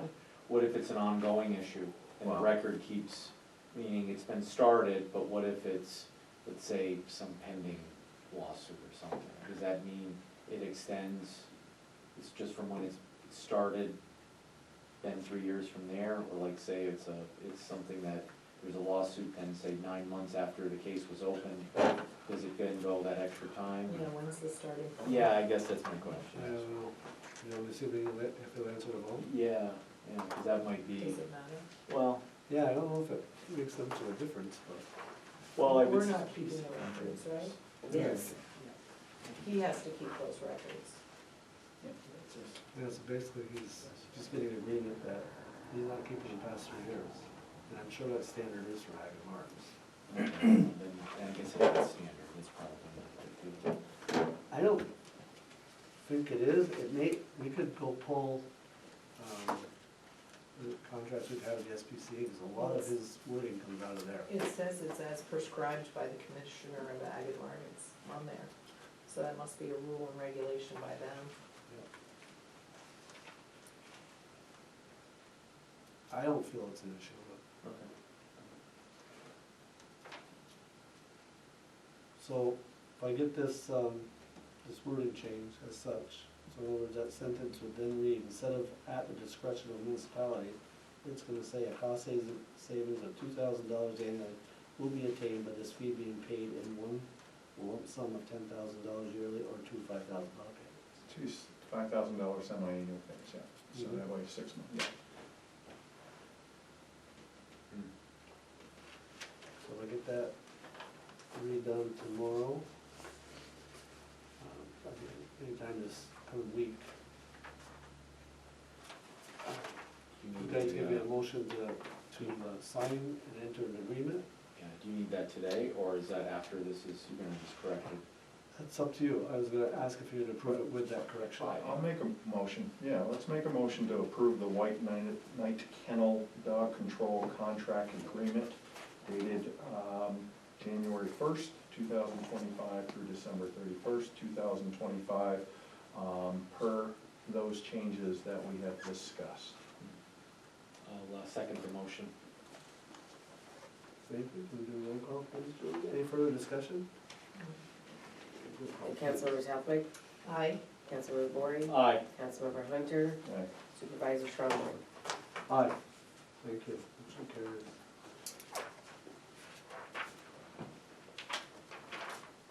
Okay. Darn, that's one of the things I revised, too. Where was I? I was working at Kennels. Okay, National Fitness Campaign deadline. Oh, and by the way, attached to that kennel contract, this was just for your review, this dog retrieval authorization. This is what Jody is proposing. He provides to the agency, let's say either sheriff's or New York State, and he just wanted y'all to see it. It's something he's created.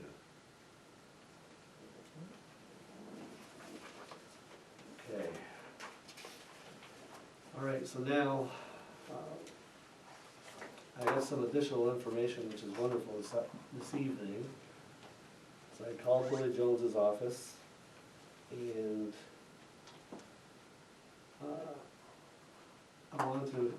I asked Lee if he could determine whether or not it has passed by the audit desk.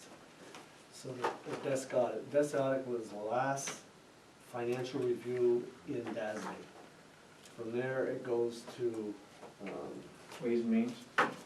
nope, it's one of the Ways and Means too. It's just going to the Department of State, Oh, to the, hang on, the Division of Budget.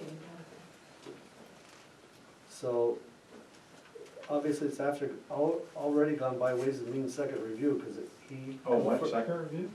Yeah. 'cause Really? He confirmed it's with the Division of Budget currently, which provides a final three-way approval for the application. And when did we submit this thing? Because according to the email, it seemed like each step, it was like about a month that it would take before, and that's why I'm saying this has been a lot longer. Oh, no kidding. So that's why I'm wondering in terms of like, It's been over a the year and a funds half. coming. Yeah, Well, the funds, actually get reimbursed? yeah. Well, as always, they say 30 to 60 days, but as we know, with the state, ever since COVID, you know, 'cause I think I'd asked Matt and somebody else that same question, what about pre-COVID, did it actually work like that? And they answered, yeah, typically it did, but since COVID, it's changed. We had a meeting with, it was today, right? It's like it has slowed way down. Yeah, that's right, we're having that meeting with Department of State, and I raised that to them. And they agreed. And I think it's because too many people are working at home, that's just my opinion. But anyway, so what I've got from Liam, to give you some reassurance. Right here. He just heard from their funding people and they confirmed that you are in the final stages of the approval process. They also confirmed that the expenses can be backdated if necessary, with the caveat that we are still probably a few months out from getting the disbursement agreement. So we're probably still looking at February-ish, 1st of March for that disbursement agreement. If we order tomorrow, it'll be delivered sometime in January, and that's when we'll get billed, basically. And so we'll be dealing with probably, most likely the first February meeting is when we make the payment.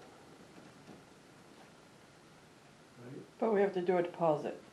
We're gonna do a deposit, correct, because we wanna pull funds from this year's account. So tomorrow we're meeting, at noon I'm meeting with David, and I already asked him that question, if we could do a partial payment ahead at time of invoice when we do our purchase order. That way we can spend some of the funds from this year's budget. That makes sense? Yeah, it does. It makes it a lot cleaner for the bookkeeper, and so it just makes sense. That way, in February, we'll pay the remaining balance, and as soon as we're able to voucher the Department of State for reimbursement, we will, and with hopes, by the time spring hits, we've got a reimbursement.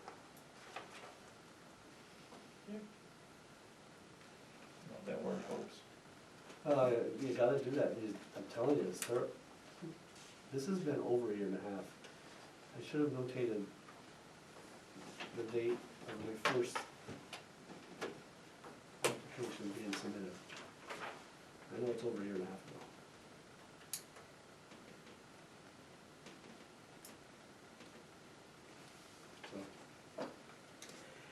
So what, I guess what we're looking for here is approval to move forward and not expend the additional 10,000 by waiting till actually the end of the week. I was gonna say Friday is that drop dead deadline where it rolls over. So that remaining funding requirement of 110,000, does that include milestone 5 and 6? Milestone 5 and 6, let me see what you're looking at. You are on his document. Concrete slab and the core assembly.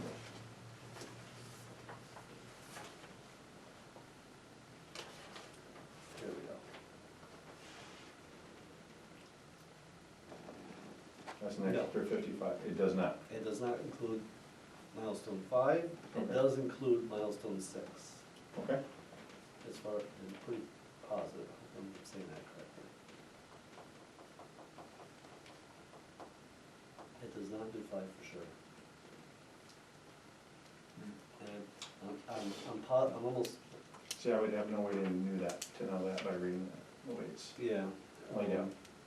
And that's why I asked, I was like, No, I know the assembly's in that total cost. But I know the concrete is not, because I've got that in my budget. Do you want me to go print off a budget sheet? No, I think you've done that before, but, I have. so we're looking at about 135,000. Okay. Well, you're looking at more than that by the time we're done, Right. because we've also got the aggregate material. All right.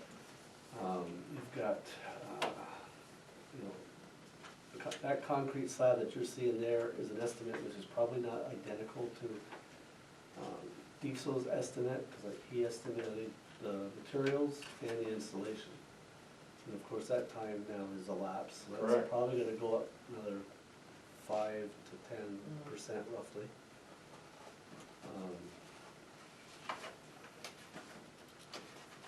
But that's all in that budget. So you have the 125 from Department of State and 12.5 in donations that have been secured. and the rest is budgeted funds.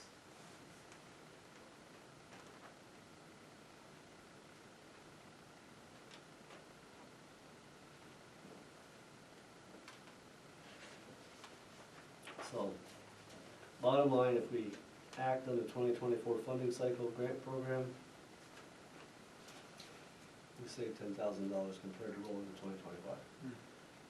And last year, we had to roll from 23 to 24, and it increased by 5. This year, it's increasing by 10. That's not just parts, that's the whole program, so it's all the other milestones. You know, from the adoption, authorization, Doesn't seem quite fair that we have to pay for the delay that is in no way it's out of our control. yes. Out of our control. Well, trust me, I've had that conversation with Billy Jones and his people many times. They agree. And I've been told I'm not the only one to say that. Okay. Yeah, because what are the alternatives for funding? Yeah. It's not like you have any leg to stand on here. Mhm. And if it helps you at all, when I talked to Brian, I just wanted his opinion on it. I know he can't vote on this, but his opinion was we don't have much choice other than move forward because, you know, how do you put that? If we've decided that this is the project we want to do to get this far, we've been vetted in it. Yes, we're Yeah, gonna, we've gotta keep going. yeah. And if we can save a little money by putting a down payment, which is what it kinda sounds like, right? I would say, do you need an authorization for that tonight, or, okay, Definitely. do you know how much? Oh, for the amount? Yeah, is that what you're asking for, or you just want authorization for payment? Probably a dollar. You're just amount. looking at the down payment, aren't you, for him, or are you looking at the full? No, down payment, That's what I thought, Which was the. 45. 45. So you're taking 39.5 from Parks and 5.5 Correct. from the fitness account. And also the approval to, place the PO and put the order in place. Which is Then the we'll be- second milestone. Then we'll be dealing with the remainder of the money, either sometime in January or February. The remainder of the payment.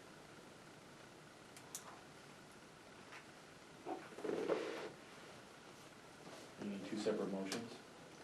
I think you roll in one. I think you just say it's a motion to, move forward with the 2024, NFC campaign and expend $45,000 from that line item For equipment. for the order, as, you know, down payment on the order. So there it is, there's your motion. So I can say I made that if you'd like. We just need a second.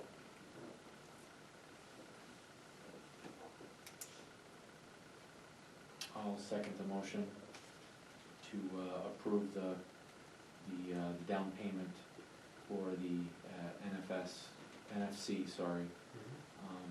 in the amount of $45,000 to come out of the two line items as discussed, as well as to authorize the purchase order to move forward. Perfect. Any further discussion before we do roll call? Roll call, please, Julie. Councilmember Southwick, Aye. Councilmember Bory, Aye. Councilmember Hunter, Supervisor Trombley. Aye. Thank you very much. Next is resolution number 53 of 2024. This is honoring Mr. Carl Shake for 27 years of service to the town of Champlain. Whereas Mr. Carl Shake has served 27 years of dedicated service to the town of Champlain, serving on the planning board. And whereas Carl was appointed to the planning board initially in January 1997, where he served for several years until the town board determined that a subdivision law must be written. And whereas Carl served on the committee to develop a subdivision law for the town of Champlain that was adopted as local law number 1 of 2004 on March 9th, 2004 by the town board. And whereas Carl was then appointed as chair to the planning board June 10th, 2004, where he served as chair for over 20 years until his resignation submitted on October 28, 2024. Whereas Carl is commended for his years of service, his dedication to the town of Champlain, and his determined commitment to serving his community. And be it therefore resolved that the present board of the town of Champlain go on public record acclaiming Carl Schenk for his devotion to serving his community and his 27 years of service to the town of Champlain. And be it further resolved that the present board of the town of Champlain go on public be it further resolved that this resolution is adopted by the town of Champlain board on this 10th day of December 2024, and a copy sent to Mr. Carl Schenk by the town clerk. Motion to approve is presented. I'll make a motion that we approve resolution number 53 and thank Mr. Shank for his 27 years of dedicated service. Yes, that's a long time. I will second the motion. Thank you very much. Good question. All in favor? Aye. Aye. Aye. All in favor? Aye. Aye. Thank you. Motion carries. Obtained your signatures, we will see that that gets sent to them, I just have to get Brian's tomorrow. Next is resolution number 54, bond resolution. Folks, I looked at this to see if I could just do a preamble, and I don't. There's like a couple of sections you may be able to drop, but there's a lot of pertinent information. I'm gonna have to read this, I believe, if you agree with me. Town of Champlain, Clinton County, New York, resolution number 54 of 2024. This is December 10th, 2024. Regular meeting of Town Board of Town of Champlain, the County of Clinton, New York was held at 10729 Route 9, Champlain, New York, on December 10th, 2024 at 7 p.m. prevailing time. Julie, I think we'll have to, what do you say if I make that type change tomorrow because Brian is absent? So, board members present: Thomas Trombley, Jason Bory, Rick Hunter, and Dorothea Southwick. There were absent board members: Brian Moore. Also present: Julie Castine, town clerk; Sarah Gagno, secretary to the board and bookkeeper. So the following resolution was offered by council member.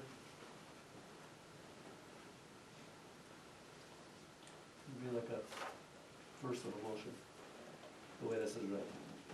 So if one of you want to offer it, we'll move this adoption with a second by council member to wit, and then we go through, and then there'll be a vote right at the end here. This is the way the bond council presented it to me. I've made very few changes to it. So you would like that resolution offered up by Yes. this council member Southwick is good for me. Okay, thank you. And seconded by council member, I'll second. thank you. Okay, bond resolution of Town of Champlain, Clinton County, New York, adopted on December 10th, 2024, authorizing the acquisition of a 2025 Peterbilt plow truck at an estimated maximum cost of $322,628.44. Appropriating said amount, therefore, the use of, $60,000.44 available funds for a first payment, and authorizing the issuance of up to $262,628 of bond anticipation notes in bonds of the town to pay the cost of the project. Whereas Section 64(3) of the town law of the state of New York empowers the town board of the town of Champlain, Clinton County, New York, the town, to manage, maintain, and control town properties as the purposes of the town may require. And whereas the town board of the town is determined to acquire a 2025 Peterbilt plow truck, the project. And whereas the town, as a local agency pursuant to the New York State Environmental Quality Review Act, SECRA, ECL Section 8-0101, subsection, is that what it is? Example, and implementing regulations. 6, New York CRR Part 617, the regulations, reviewed the impact of the purchase and financing of the project and determined that such actions constitutes a type 2 action under the regulations and is not subject to review under secret. And whereas the town board now desires to authorize the project and the financing of the cost thereof. Now therefore be it resolved on December 10th, 2024 by the town board of the town of Champlain, Clayton County, New York, by favorable vote of not less than 2/3 of said board as follows. Section 1, the acquisition of the 2025 Peterbilt plow truck, including all equipment costs incidental thereto, and as required for the purpose for which such equipment is to be used, at a maximum estimated cost of $322,628.44, which is estimated to be the total cost thereof, is hereby approved. The plan for financing of the aforesaid specific object or purpose is by using available funds for a first payment of $60,044 and the issuance of up to $262,628 of bonds or bond anticipation notes in anticipation of the issuance and sale of the bonds of said town, which are hereby authorized to be issued pursuant to the local finance law, and the levy of a tax to pay interest on said obligations. Section 3, the full faith and credit of the town is hereby tongue-tied, irrevocably pledged for the payment of the principal of and interest on the bonds as the same respectively become due and payable. An annual appropriation shall be made in each year sufficient to pay the principal of and interest on such obligations becoming due and payable in such years, and such debt service payments may be made in substantially level or declining amounts as may be authorized by law.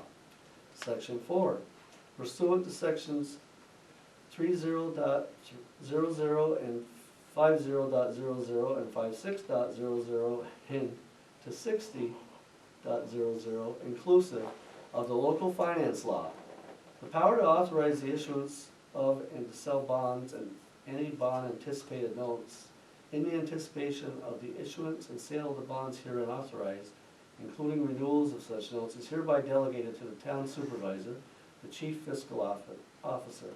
Such bonds or notes shall be of such form and contents, shall be sold in such manner as may be prescribed by said town supervisor, consistent with the provisions of the local finance law. Town supervisor is hereby further authorized at his sole discretion to execute all agreements and instruments in order to effect the financing or refinancing of the specific object or purpose described in section 1 hereof, or a portion thereof, by a bond and or note issued of said town. The intent in this resolution is to give the town supervisor sufficient authority to execute those applications, agreements, and legal instruments, or to do any similar acts necessary to effect the issuance of the aforesaid bonds and or notes without resorting to further action of this town board. The following additional matters are hereby determined and declared pursuant to paragraph 28 of section 11.00 of the local finance law. The period of probable usefulness of the project is 15 years, and current funds are not required by the local finance law to be provided prior to the issuance of the bonds and any notes issued in anticipation thereof authorized by this resolution, and the proposed maturity of the bonds authorized by this resolution will not exceed 5 years. Section 8. Temporary use of available funds of the town not immediately required for the purpose or purposes for which the same were raised or otherwise created is hereby authorized pursuant to section 165.10 of the local finance law for the capital purposes described in section 1 of this resolution. The reasonably expected source of funds to be used to initially pay for the expenditures authorized by section 1 of this resolution shall be from the town's general fund. It is intended that the town shall then reimburse expenditures from the general fund with the proceeds of the bonds and the bond anticipation notes authorized by this resolution, and that the interest payable on the bonds and any bond anticipation notes issued in anticipation of such bonds shall be excludable from gross income for federal income tax purposes. This resolution is intended to constitute a declaration of the town's official intent with a meeting of the Treasury Regulations Section 1.150-2 to reimburse the expenditures authorized by this resolution with the proceeds of the bonds and the bond anticipation notes authorized herein. Other than as specified in this resolution, no monies are reasonably expected to be received, allocated on a long-term basis, or otherwise set aside with respect to the permanent funding of the objects or purposes described herein. Section 9, such bonds shall be in fully registered form and shall be signed in the name of the town of Champlain, Clinton County, New York, by the manual or facsimile, thank you, facsimile signature on a town supervisor, and a facsimile of a corporate seal shall be imprinted or impressed thereon, and may be attested by the manual or facsimile signature of the town clerk. The town hereby covenants and agrees with the holders from time to time of the bonds and of any bond anticipation notes issued in anticipation of the sale of the bonds, that the town will faithfully observe and comply with all provisions of the Internal Revenue Code of 1986, as amended, the code, and any proposed or final regulations issued pursuant thereto, unless in the opinion of bond counsel, such compliance is not required by the code and regulations to maintain the exclusion from gross income of interest on said obligations for federal income tax purposes. Excuse me. I was getting dry. Section 11, all other matters except as provided herein relating to such bonds, including determining whether to issue such bonds with a schedule of substantially level or declining annual debt service, in all matters related thereto, prescribing whether manual or facsimile signatures shall appear on said bonds, prescribing the method for recording of the ownership of said bonds, appointing the fiscal agent or agents for said bonds, providing for the printing and delivery of said bonds, and if said bonds are to be executed in the name of the town by the facsimile signature of its town supervisor, providing for the manual counter signature of a fiscal agent or of a designated official of the town, the date, denominations, maturities, and interest payment dates, places or places of payment, and also including the consolidation with other issues shall be determined by the town supervisor. It is hereby determined that it is to the financial advantage of the town not to impose and collect from the registered owners of such bonds any charges for mailing, shipping and insuring bonds transferred or exchanged by fiscal agent, and accordingly, pursuant to paragraph C of section 70.00 of the local finance law, no such charges shall be collected by the fiscal agent. Such bonds shall contain substantially the recital of validity clause provided for in section 52.00 of the local finance law, and shall otherwise be in such form and contain such recitals in addition to those required by section 52.00 of the local finance law, as the town treasurer shall determine.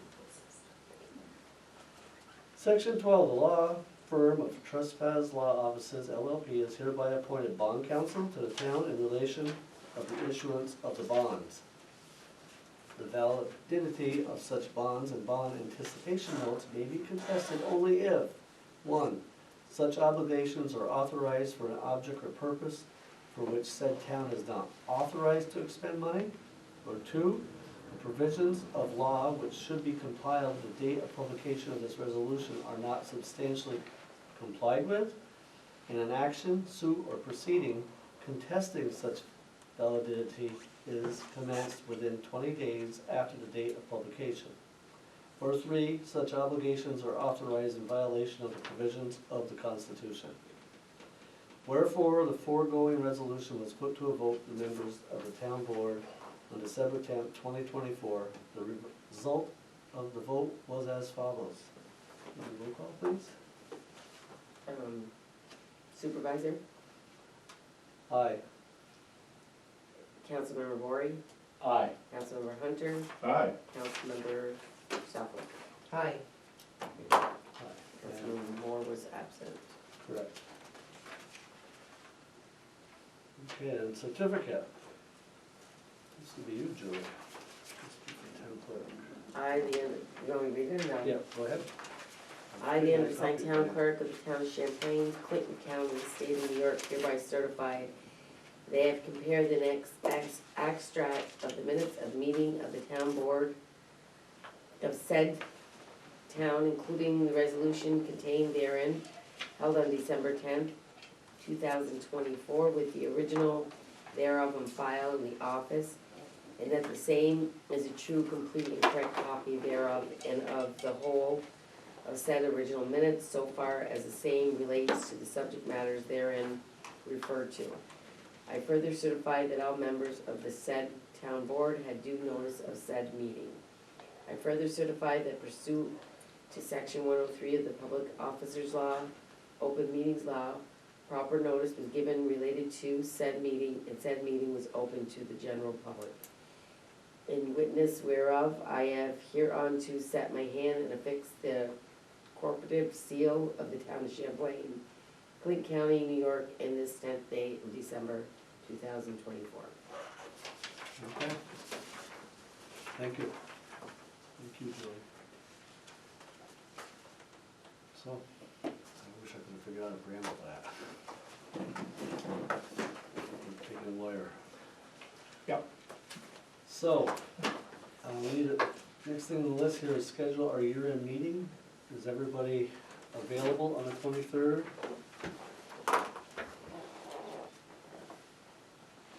You and I are on break, Jason, so that's why we chose that.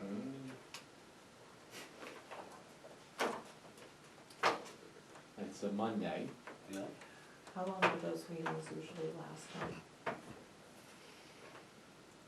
I mean, we're gonna have their, part of the Judas's, contract to approve. And then Bills. the bills, that's it, right? About an hour. Yeah. I'm gonna say an hour.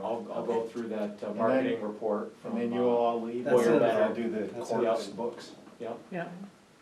Should we have a little luncheon? We're doing one, aren't we? Oh, Yeah, we do have to remember we have that luncheon coming up too. Ahead of that. So this is the Yeah. What day is this that is the annual meeting, correct? This is the final meeting, yeah. Final annual meeting. Yeah, that. Year end. Yeah. I can rearrange my schedule, I just need to have time. What time, so what time frame is good for you? Pick a I'm- hour or hour and a half window there, Doesn't matter. doesn't matter. 9:30? 10, whatever's good for you. Oh, it's up to the people, not me, huh?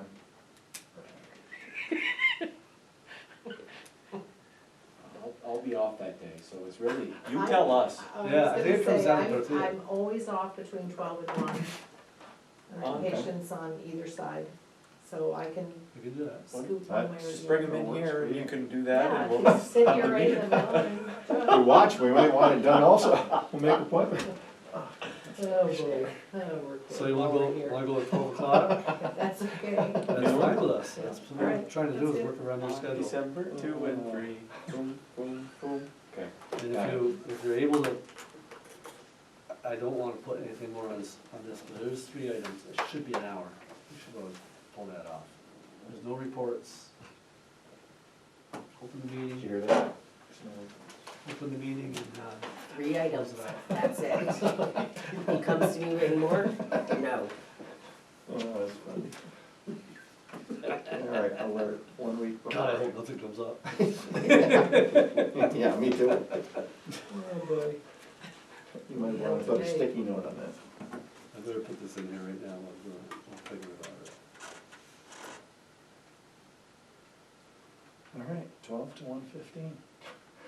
Thank you Well, all. looks like last year we had it at 3. Yeah, it was later last year. Look at us moving it up. In the Christmas spirit? Okay, next is, the fiscal advisor's financial advisory agreement. We all reviewed these documents, I hope.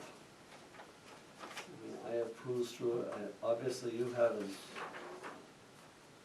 as well, and I think you threw out a number I did. of conversations. I did throw out a number. Yep. Some of what he provided was reference materials. I'm not sure I've got anything here in my packet on that. Okay, well, oh boy. It got emailed to you, Oh, boy, that's Okay. why. I didn't print it. It got emailed to you, 'cause there was so much here. I mean, you know, he's got, as you can see, that they are representing Champlain Fire District, so he's got all of their, Oh, no, we didn't get that. you didn't get that? No.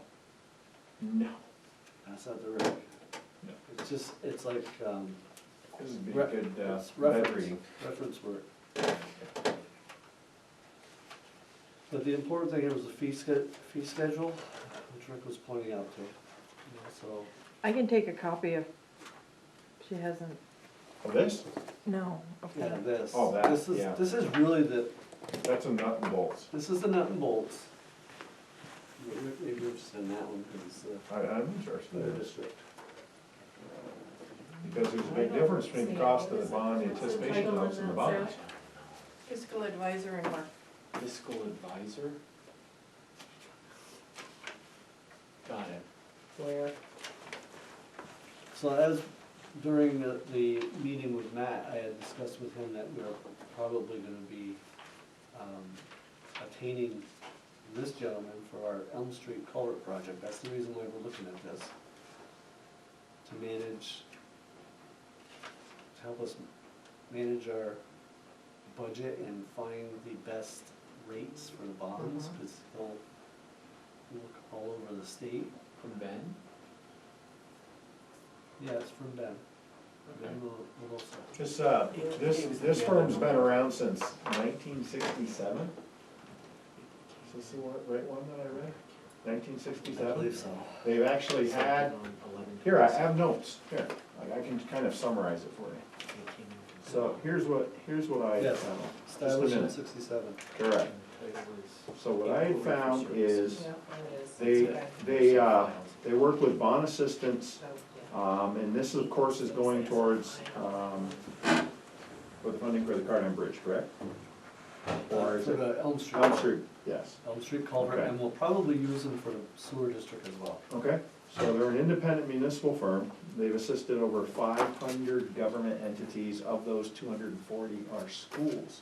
So my first question to Tom is gonna be, did we reach out to like Rock Aaron, or just to see if the schools ever use these guys as, in terms of bond counsel? I don't know. This will be easy. But it seems like they've been around for a long time, and they even have one of their own Moody analysis on site, which is pretty hard to get. I mean, you know, to determine what their credit ratings are and stuff, because we had that question, you know, that we were throwing back and forth in terms of what is the town's credit rating? Nobody knew, no idea, so maybe we'll have an idea after this is.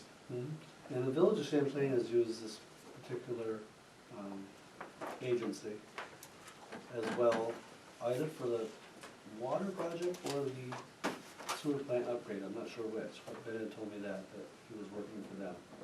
In fact, I think he had a link that you could click on that would take you out to.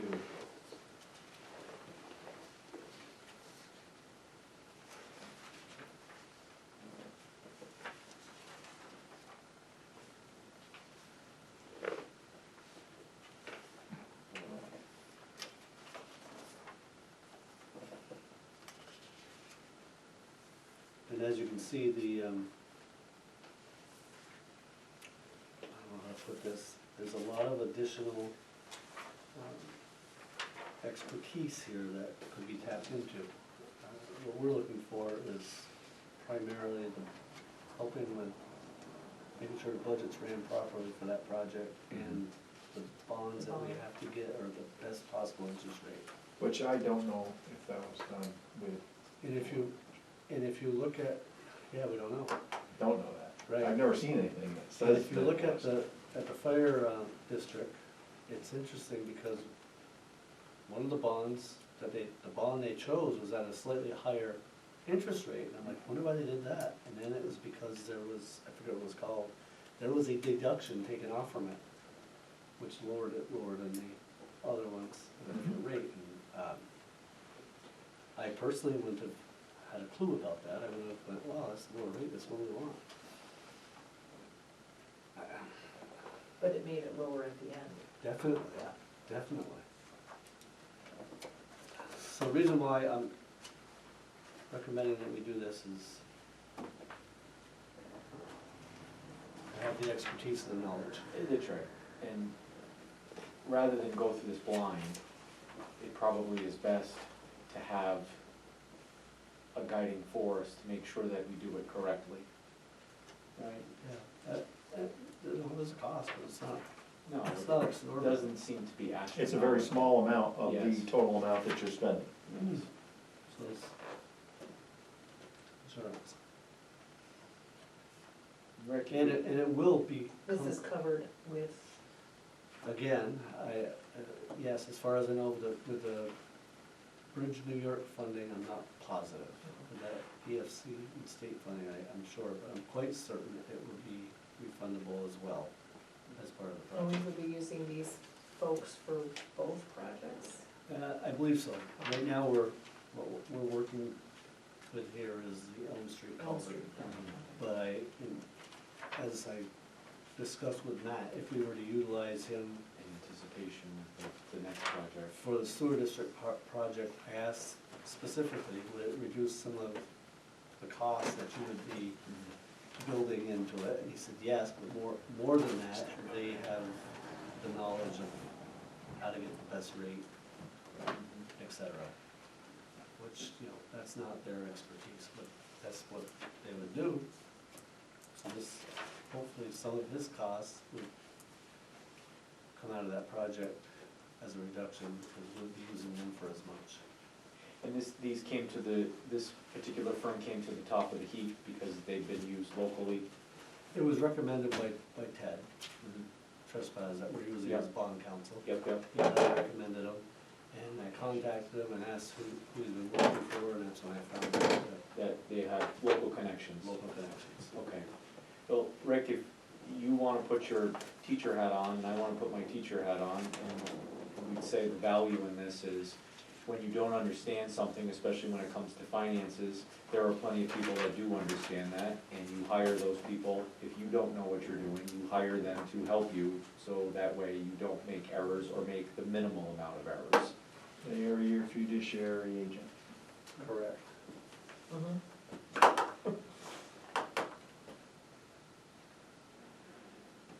So, what we need is a motion to enter in his advisory services agreement, and do roll call, because it's gonna be expending funds eventually. You want it made specifically for the Elm Street culvert project, you just need to enter into No, I agreement think- with the contract. Yeah, 'cause this is very much like an LOA. This could be a continuance. Got it, Yes. got So we it. could use them for, Okay, Yeah, very good, it's kinda like an LOA that we've done with engineers, like AES, for example, and got it's, it, okay.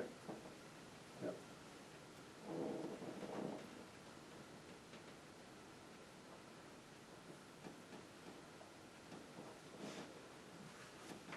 whenever you're ready. I'm just trying to catch up on my notes.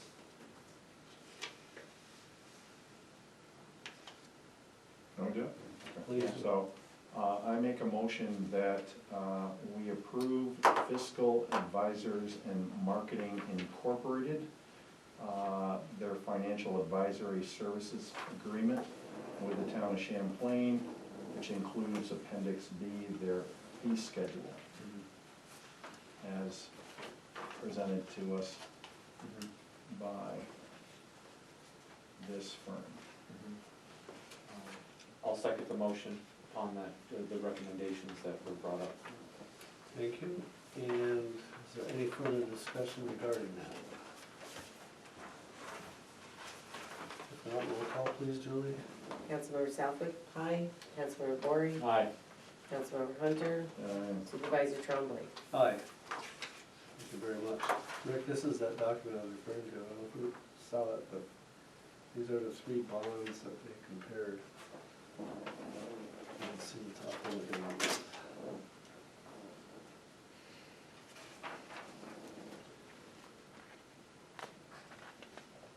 Okay, next is ranking of firms for the Elm Street Culvert Project.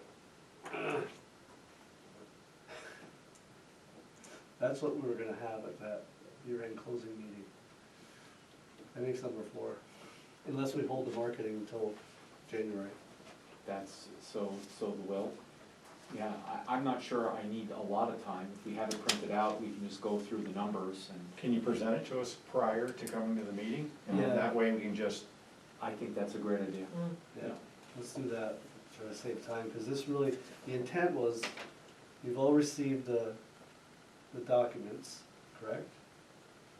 Have you noticed, Jason, in your inbox? Yes. So there's 6 consulting teams, as they have it here on the score sheet. And the question is, do you all need printed copies or not? Because I myself am gonna wanna go back and forth from one to the other to try to rate Yeah, the teams. yeah. there's a lot there. Yes, Yeah. agreed. I don't know if you folks, Each, but each one of these are anywhere from, I think the smallest was, 30 pages. Yeah, And to go a through, lot of it's in and some is overlap, but Yeah. again, it's still, there's a lot there to consider. Yes. So in order to rank them, the way I looked at it was, I'm gonna have to have these laid out on the table and try to hit each category and try to figure out the ranking between the 6 firms. I agree. And I don't know if that's something you can do tonight. No, we're not doing it tonight. Oh, Oh, no, this was, Because this was simply to figure out how How to do to it. move forward, well, because we're doing it independently. I know that, and there's a lot there. I know. I can tell you that. It was a good 3.5 hours for me to just get through is there an some of it. end date on this ranking? Like, when do you want That's to a have good all of question. this Well, done? if we're able to get it done by the year end, we get it done. If not, it gets pushed to the January meeting. Well, we could, you know what, let's just say we're gonna push it to the January meeting. It's not the end of the world. It's just, the sooner we get to that point, the sooner we can get the firm to do what Matt's doing, which, as we know, has a lot of stuff. It's the same type of timeline. It's got the same type of timeline. It goes through all the same processes as that sewer project. Go out to bid, and hopefully start construction in 2026. So when I asked Jennifer, Doctor, this liaison I'm working with through DOT, how much time do I have to do this? Because you want to get it done as soon as you can. That was her answer. So if you want, we could push it all the way to January, and we can start working on it between now and then. Because it's not, realistically, it's not a big difference from the year end. Right. 3 weeks. Yeah, let's say magically we could have all of our score sheets done on the 23rd.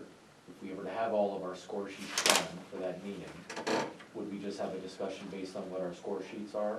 Or, We have to look at all of our score sheets Okay. together then, and narrow it down to one firm. okay, we'd have to come to a consensus on what we wanna go with. Like if they're all comparable, Uh-huh. and we're like, oh wow, looks like we all like that one the best, it's very obvious and it's easy. And if it's not that comparable, then we've gotta whittle it down some more. Okay, because the January meeting would be, Was it 12th, I think? probably, looks like it would be the 14th. 14th. Yeah.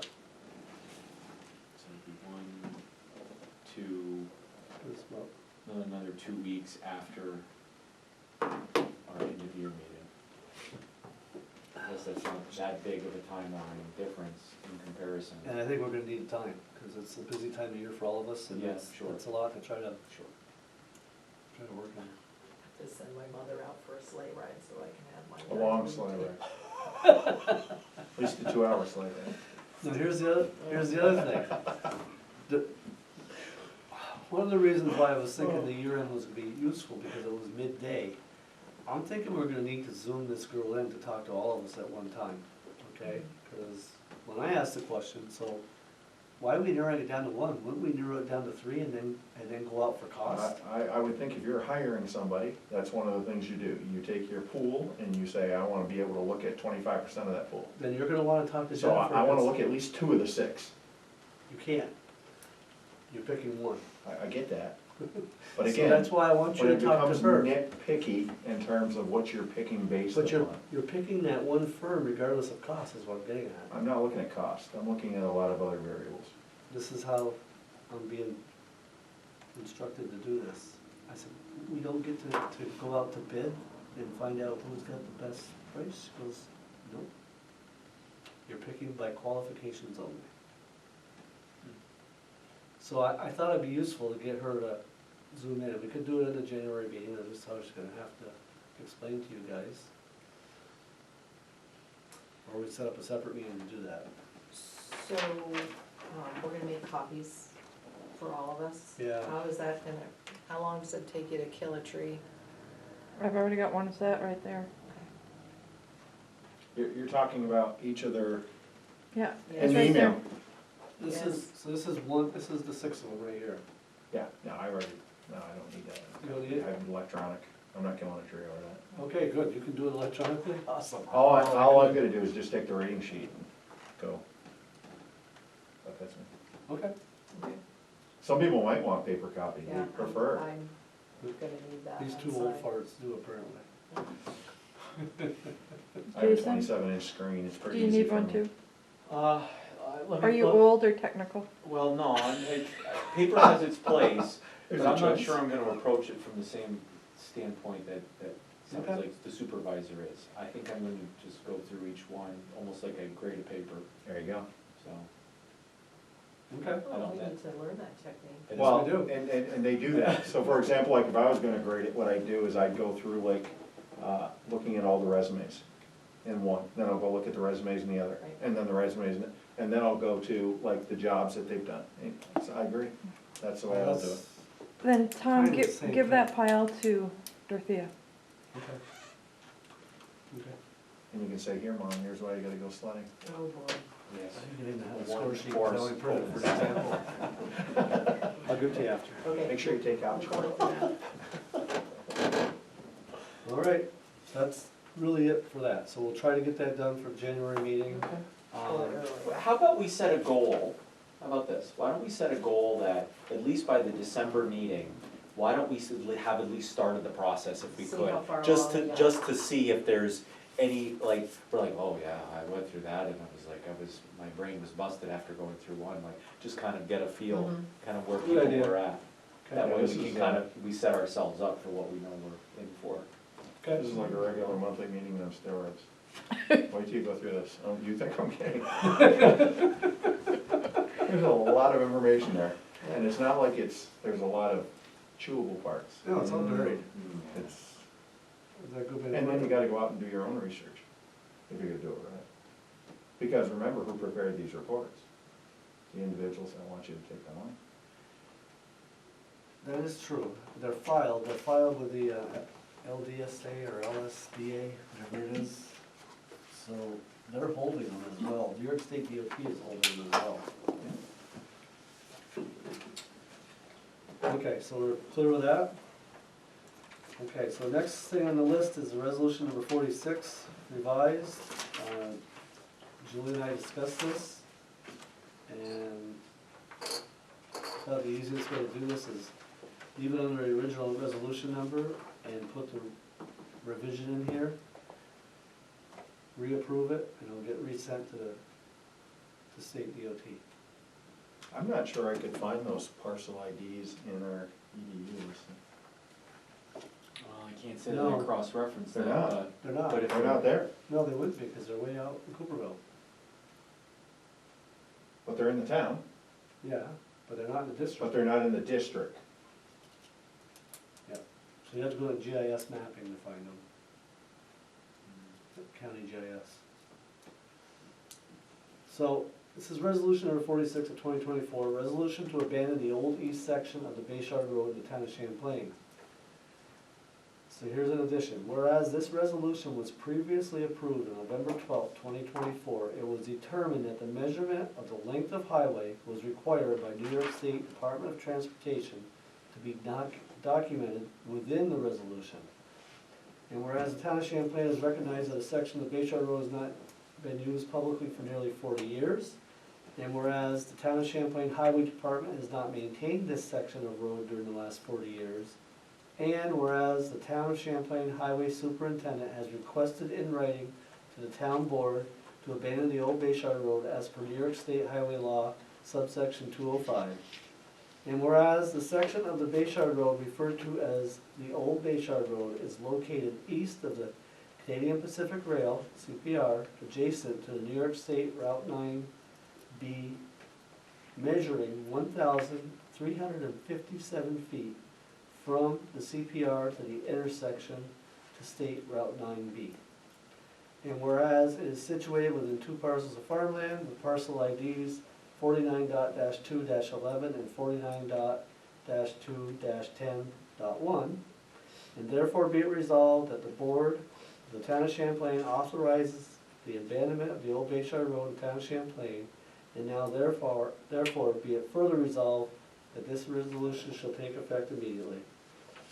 Motion to approve said resolution as written by, I'll make a motion to approve, resolution number 46 as amended and read by the supervisor, presented by the supervisor. thank you, I'll second that motion. thank you.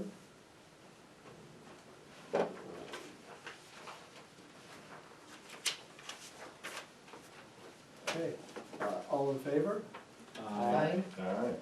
Any opposed? So 4-0. So Julie, I guess when you sign and seal that, it's gonna be sent out as you did before. Yeah. And, Alan needs a copy for Jared in Watertown. okay. Thanks.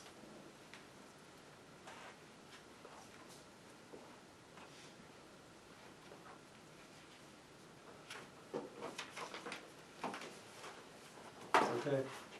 Next thing is I make a motion, to leave executive session to discuss actions of elected official. We'll try to make it very brief, and then we'll come back to old business. Make a motion that we leave the regular session and go into executive session at this time. I'll second. Thank you, all in favor? Aye. Any opposed? Motion carries. Nothing was addressed in that session, it was all information only and discussion for awareness, that was it. So that, under old business, tethering law.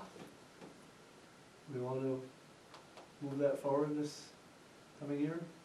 Because I don't know if you saw the emails, but basically, it's not going county period.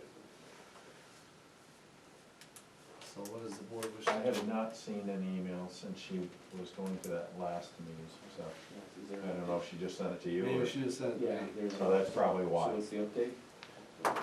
So, yeah, if you So I wanna can find pull it it, up and see what, she said. Basically, it got completely voted down, and even Wendell is saying this is not gonna happen. Wow, What was that under? It was probably here. makes no sense. So.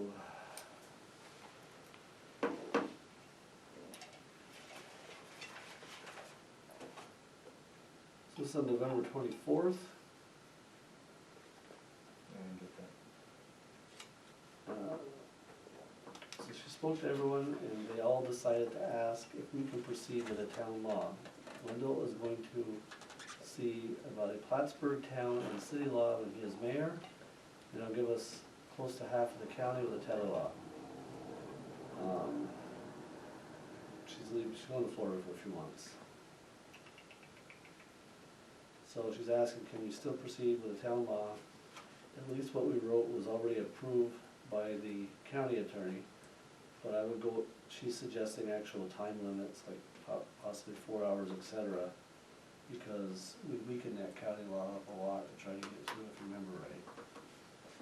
So and he goes, and then she added, Wendell doesn't think we have the votes right now to get past the county. So at least this way we can make some progress. So my question is, do we take that final draft, which I had her send me that, it's the next message here. That was a messenger, that's why I So, didn't have it. so when a municipality actually adopts a tethering law, and then the actual county finally decides that they're gonna put a tethering law in place. Which one takes precedent?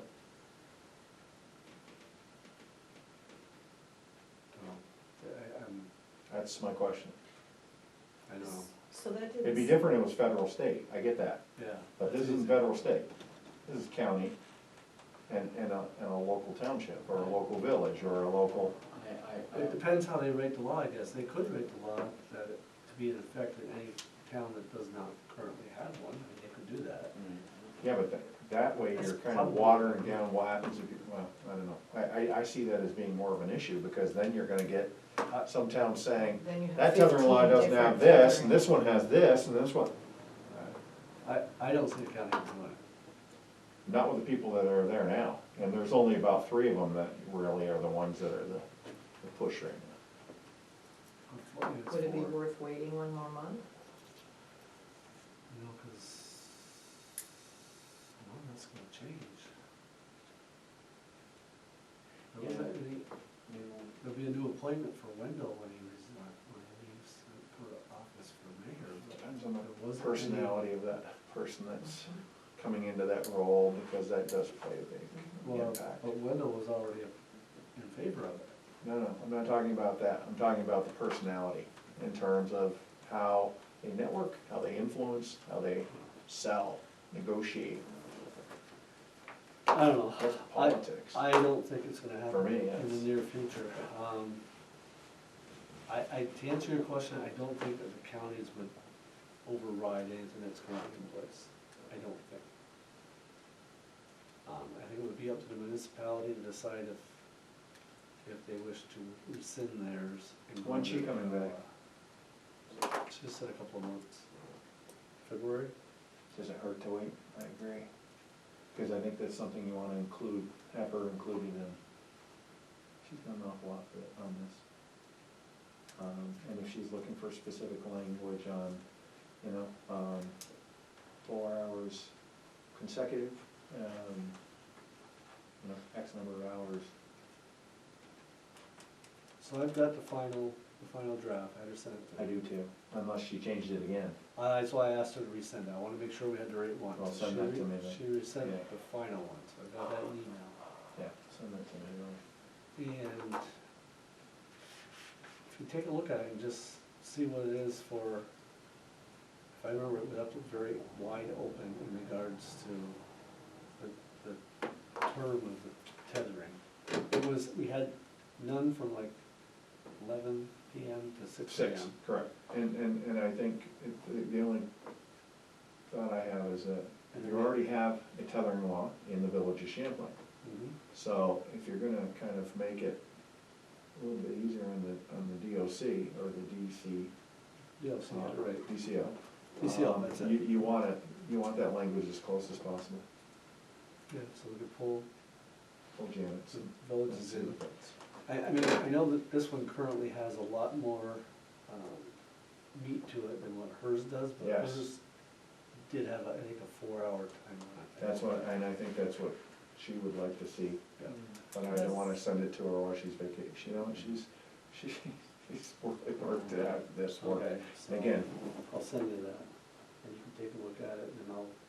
I think this would, probably with the goal that we'll take care of it in 2025. oh, most definitely. Sure. Once you make revisions and stuff, at some point, if she contacts me, asks me what are we doing, I'll just say, Right. well, we're waiting to Right. get back, or if you want me to. Yeah, out of due respect to the amount of time and effort that you've invested in this, and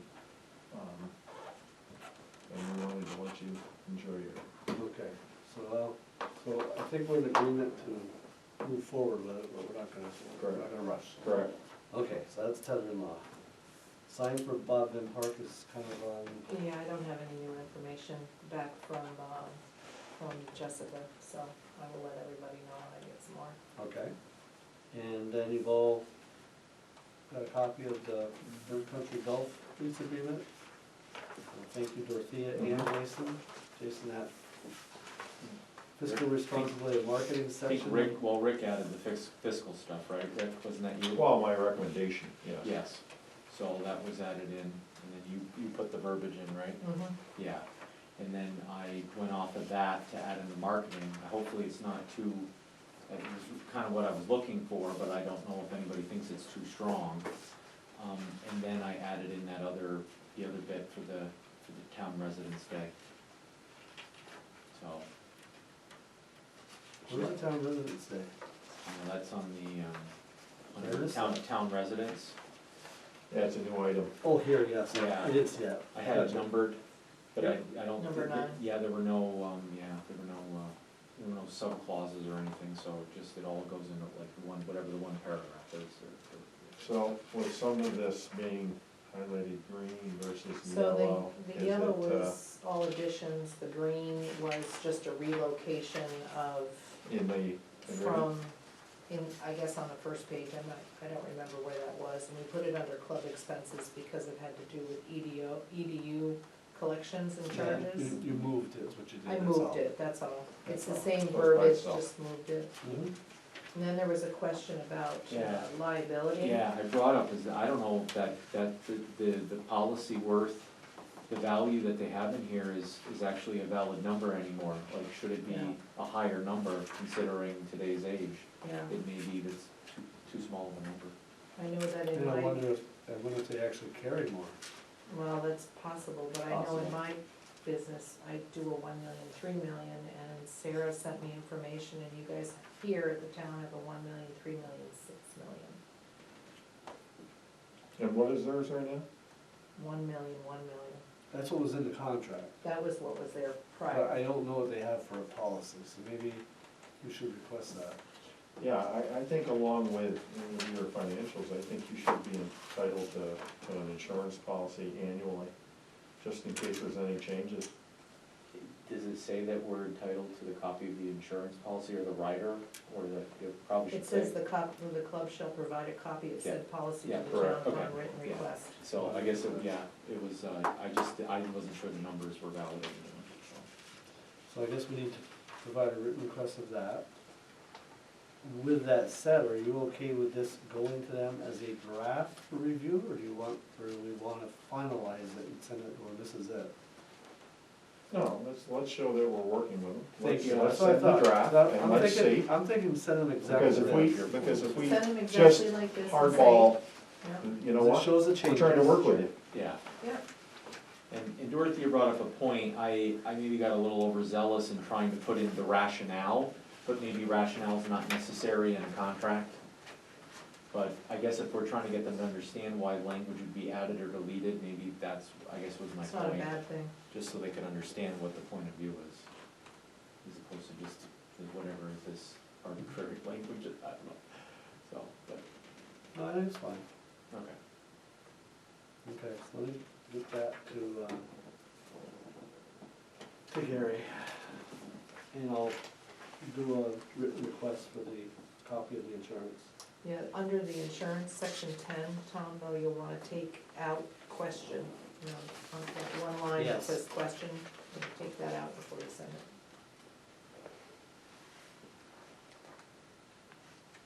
Well, So I no, think I'd leave it. I'd You leave wanna it leave because it? I would, if we take it out, then we're just telling them we want $1 million. correct, to leave it alone.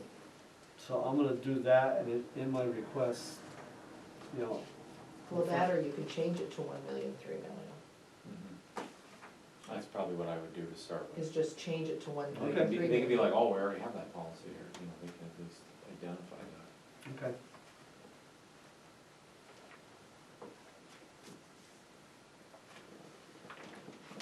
Yeah, that one you can be a little more firm. I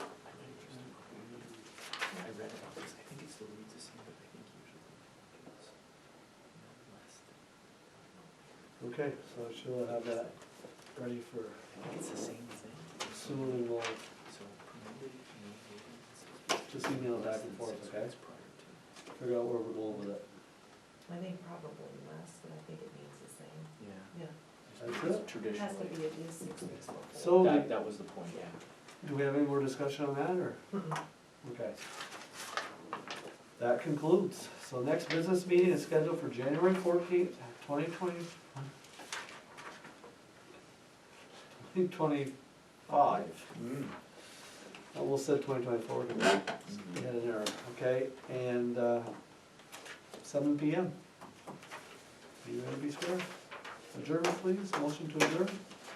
I'll make a motion to adjourn the meeting. I will second that. All in favor? Aye. Any opposed? Motion carries. Good night, everybody.